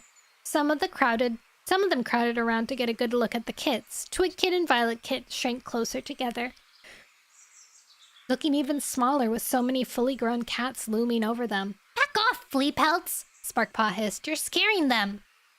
Up in the great oak, Misty Star was lashing her tail in frustration. Is there any other business to discuss? She called out, trying to make herself heard above the buzz of the conversation. Don't be ridiculous, One Star growled. No cat's gonna want to talk about day-to-day business after all this. Then I declare the gathering to an end, Misty Star announced. She jumped down from the tree and disappeared into a crowd of RiverClan warriors. Alderpaw's heart pounded with apprehension as Bramblestar and Rowenstar leaped down together and thrust their way through the cluster of cats until they reached the bush where he and Sparkpaw waited with the kits. I can't believe you agreed to this! Alderpaw burst out as his father approached. Bramblestar's eyes were grave as he bowed his head as he replied, There's no other way. Rowenstar, choose a kit. Rowenstar hesitated, and Alderpaw sensed that he wasn't happy about the solution either. He would protect the rights of ShadowClan against any cat, but he wasn't cruel, and he clearly understood what he was doing. I'll take the black and white one, he meowed. That's Violet Kit, Alderpaw told him, unable to stop his voice shaking. Look after her, please. Rowenstar dipped his head. She will be well taken care of in ShadowClan, he promised. Then he gently lifted Violet Kit by her scruff. At last the kits understood what was happening. Aww. Violet Kit began to wail in a shrill voice and lashed out helplessly with her tiny paws. No! No, don't take her! Twig Kit screeched, flinging herself against Rowenstar's leg and raking her claws through his pelt. Alderpaw, help me! Violet Kit begged. I want to go home. I want Lily Heart. Alderpaw thought that his heart would shatter into icy splinters. Curling his tail around Twig Kit, he drew her back from Rowenstar. There's no use, little ones, he mewed. This is the way it has to be. Take her quickly. Bramblestar snapped at Rowenstar. Instantly, the ShadowClan leader swung around and headed away to where his own clan were gathered, ready to leave. Dangling from his jaws, Violet Kit twisted around so that she could still see her sister. Twig Kit! Twig Kit! She kept on calling until she vanished from Alderpaw's sight. Jesus. Alderpaw imagined himself being separated from Sparkpaw, and how much it would hurt her. But the pain that clawed through him now was even bigger than that. He felt that the clans were being swept down a long, dark tunnel, and that this terrible separation was only the beginning of even more terrible troubles to come. I should feel happy, he told himself. I found the kits, and they might be the thing that will save the clans if we embrace them.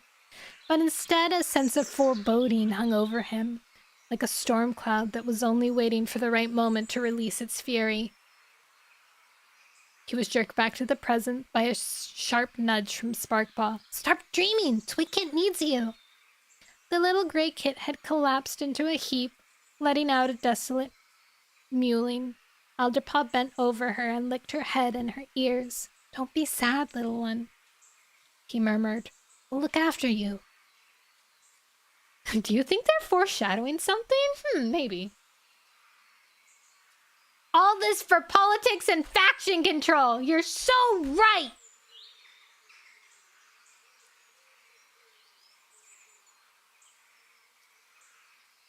But it's not the same, Twig Kit whimpered. I want Violet now.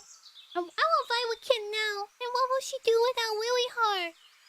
ShadowClan Cat will look after her, Sparkpaw promised. A nice ShadowClan cat. Alderpaw stroked Twig Kit gently with his tail, and Sparkpaw nuzzled her from the other side, but the little kit wouldn't be comforted. The others are leaving, Sparkpaw mewed. We should go too.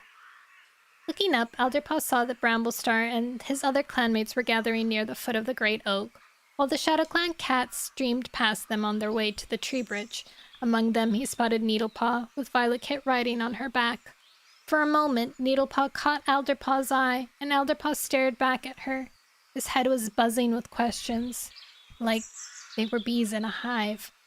Did you tell them about SkyClan? Will you? Will you take care of Violet Kit? Did you miss me? Do you miss me? Elderpaw wondered what Violet Kit's future would hold. He remembered the loneliness he had sensed in Needlepaw, and he wondered whether Violet Kit would share it now that she had lost her sister. But he realized that there was nothing he could do to control what would happen to her. I can take care of Twig Kit, he thought, looking down at the gray Kit.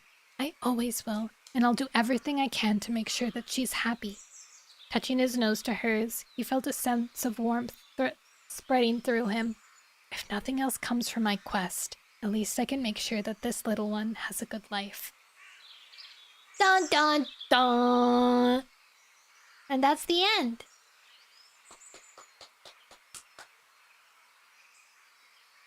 The end.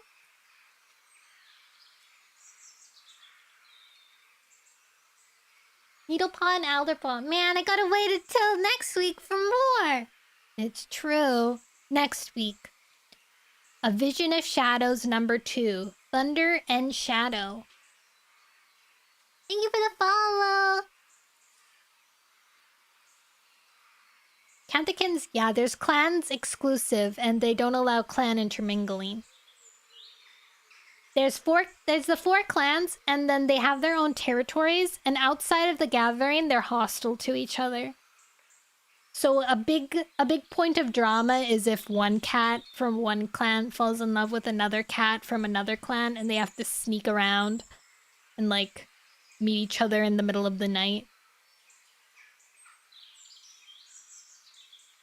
And then when it happens, they're like, ugh. Get out of here. You broke the warrior code. Feel shame. Like Dovepaw and Tigerheart, yeah. Like Sonic and Shadow. RuneScape. RuneScape.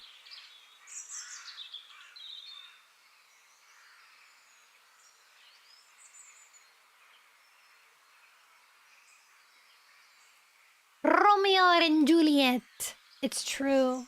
It is like Romeo and Juliet. Anyways, let me read the Thunder and Shadow. Be a VA because you're really good at it. I really want a VA. Oh. Thunder and Shadow. I want to read the blurb.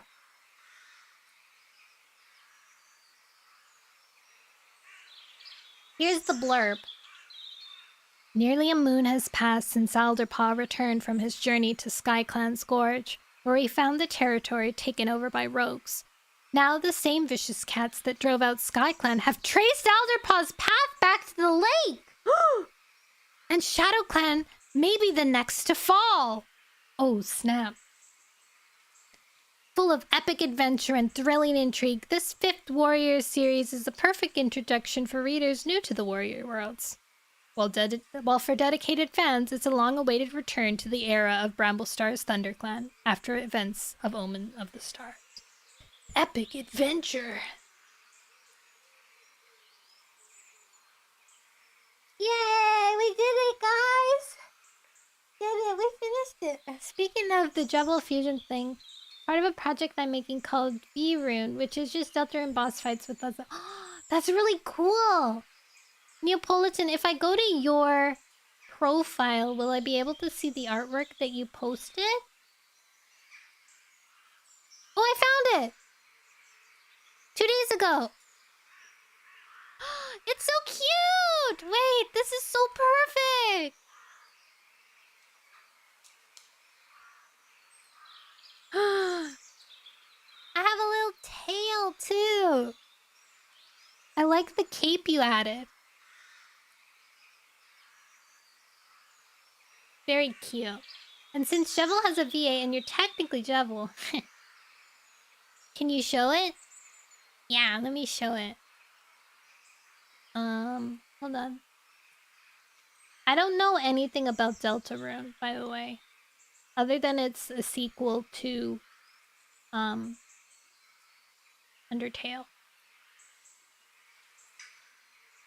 Can I window capture? Ah! Ta-da!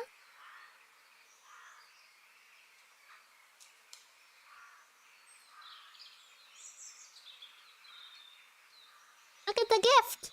Look at the art! Da-da-da! And then this is what he looks like.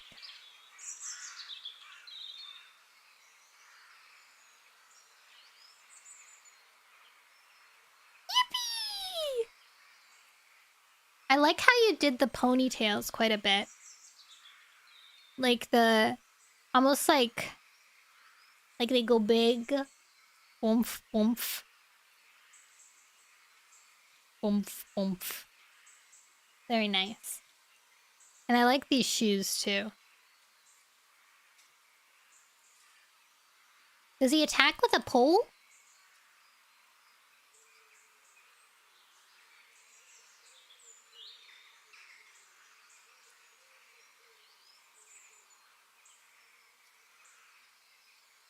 Oh my, more in the future! Thank you so much. It's so nice of you. I love seeing artwork. I love it. I love it. I love it. Okay, guys. I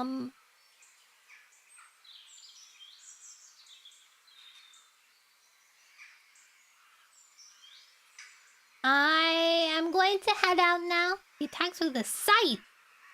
Oh, scythes are... yeah. Scythes are, like, weird.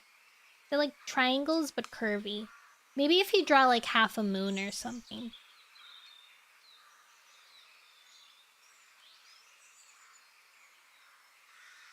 Okay. I'm gonna head off now, guys. Stream tomorrow, but I don't know, how, if it'll be late or not, because I have a meeting during the day. But hopefully it'll be okay. We'll probably, depending on my mood, either we'll play a really chill game, or maybe we can play RuneScape. Maybe we can get into RuneScape. Thank you for the stream, and I hope you have a good. Thank you! Thank you guys for hanging out and listening to the thrilling tales of warrior cats. It makes me happy that I can still read these on stream. That I've stuck to it. Okay, bye. Look at all you guys. You've all escaped. Back to the pop cup pen. Back to the pop cup pen with you. No! You're trapped. One day. I should get like a little fence. And put it like right here. Pop cup pen. Maybe I can make like a cute like a name thing that says the pop cup pen. Okay, I'm just gonna. I'm too lazy to raid anyone because I don't want to open up another browser. Fences can't hold us forever. Maybe not, but they will. For now. Thank you, Phil. Bye-bye, you guys. Bye-bye. Remember, seeing the good in things is a good thing. I love you. I love you. Minecraft fence. Yeah, exactly. Just like a Minecraft fence. Bye. I'll see you tomorrow. Bye. Bye-bye. Bye-bye. Bye, Silver. Thank you for the 40 months. Holy. bye. Bye. Good night. Good morning. Good afternoon.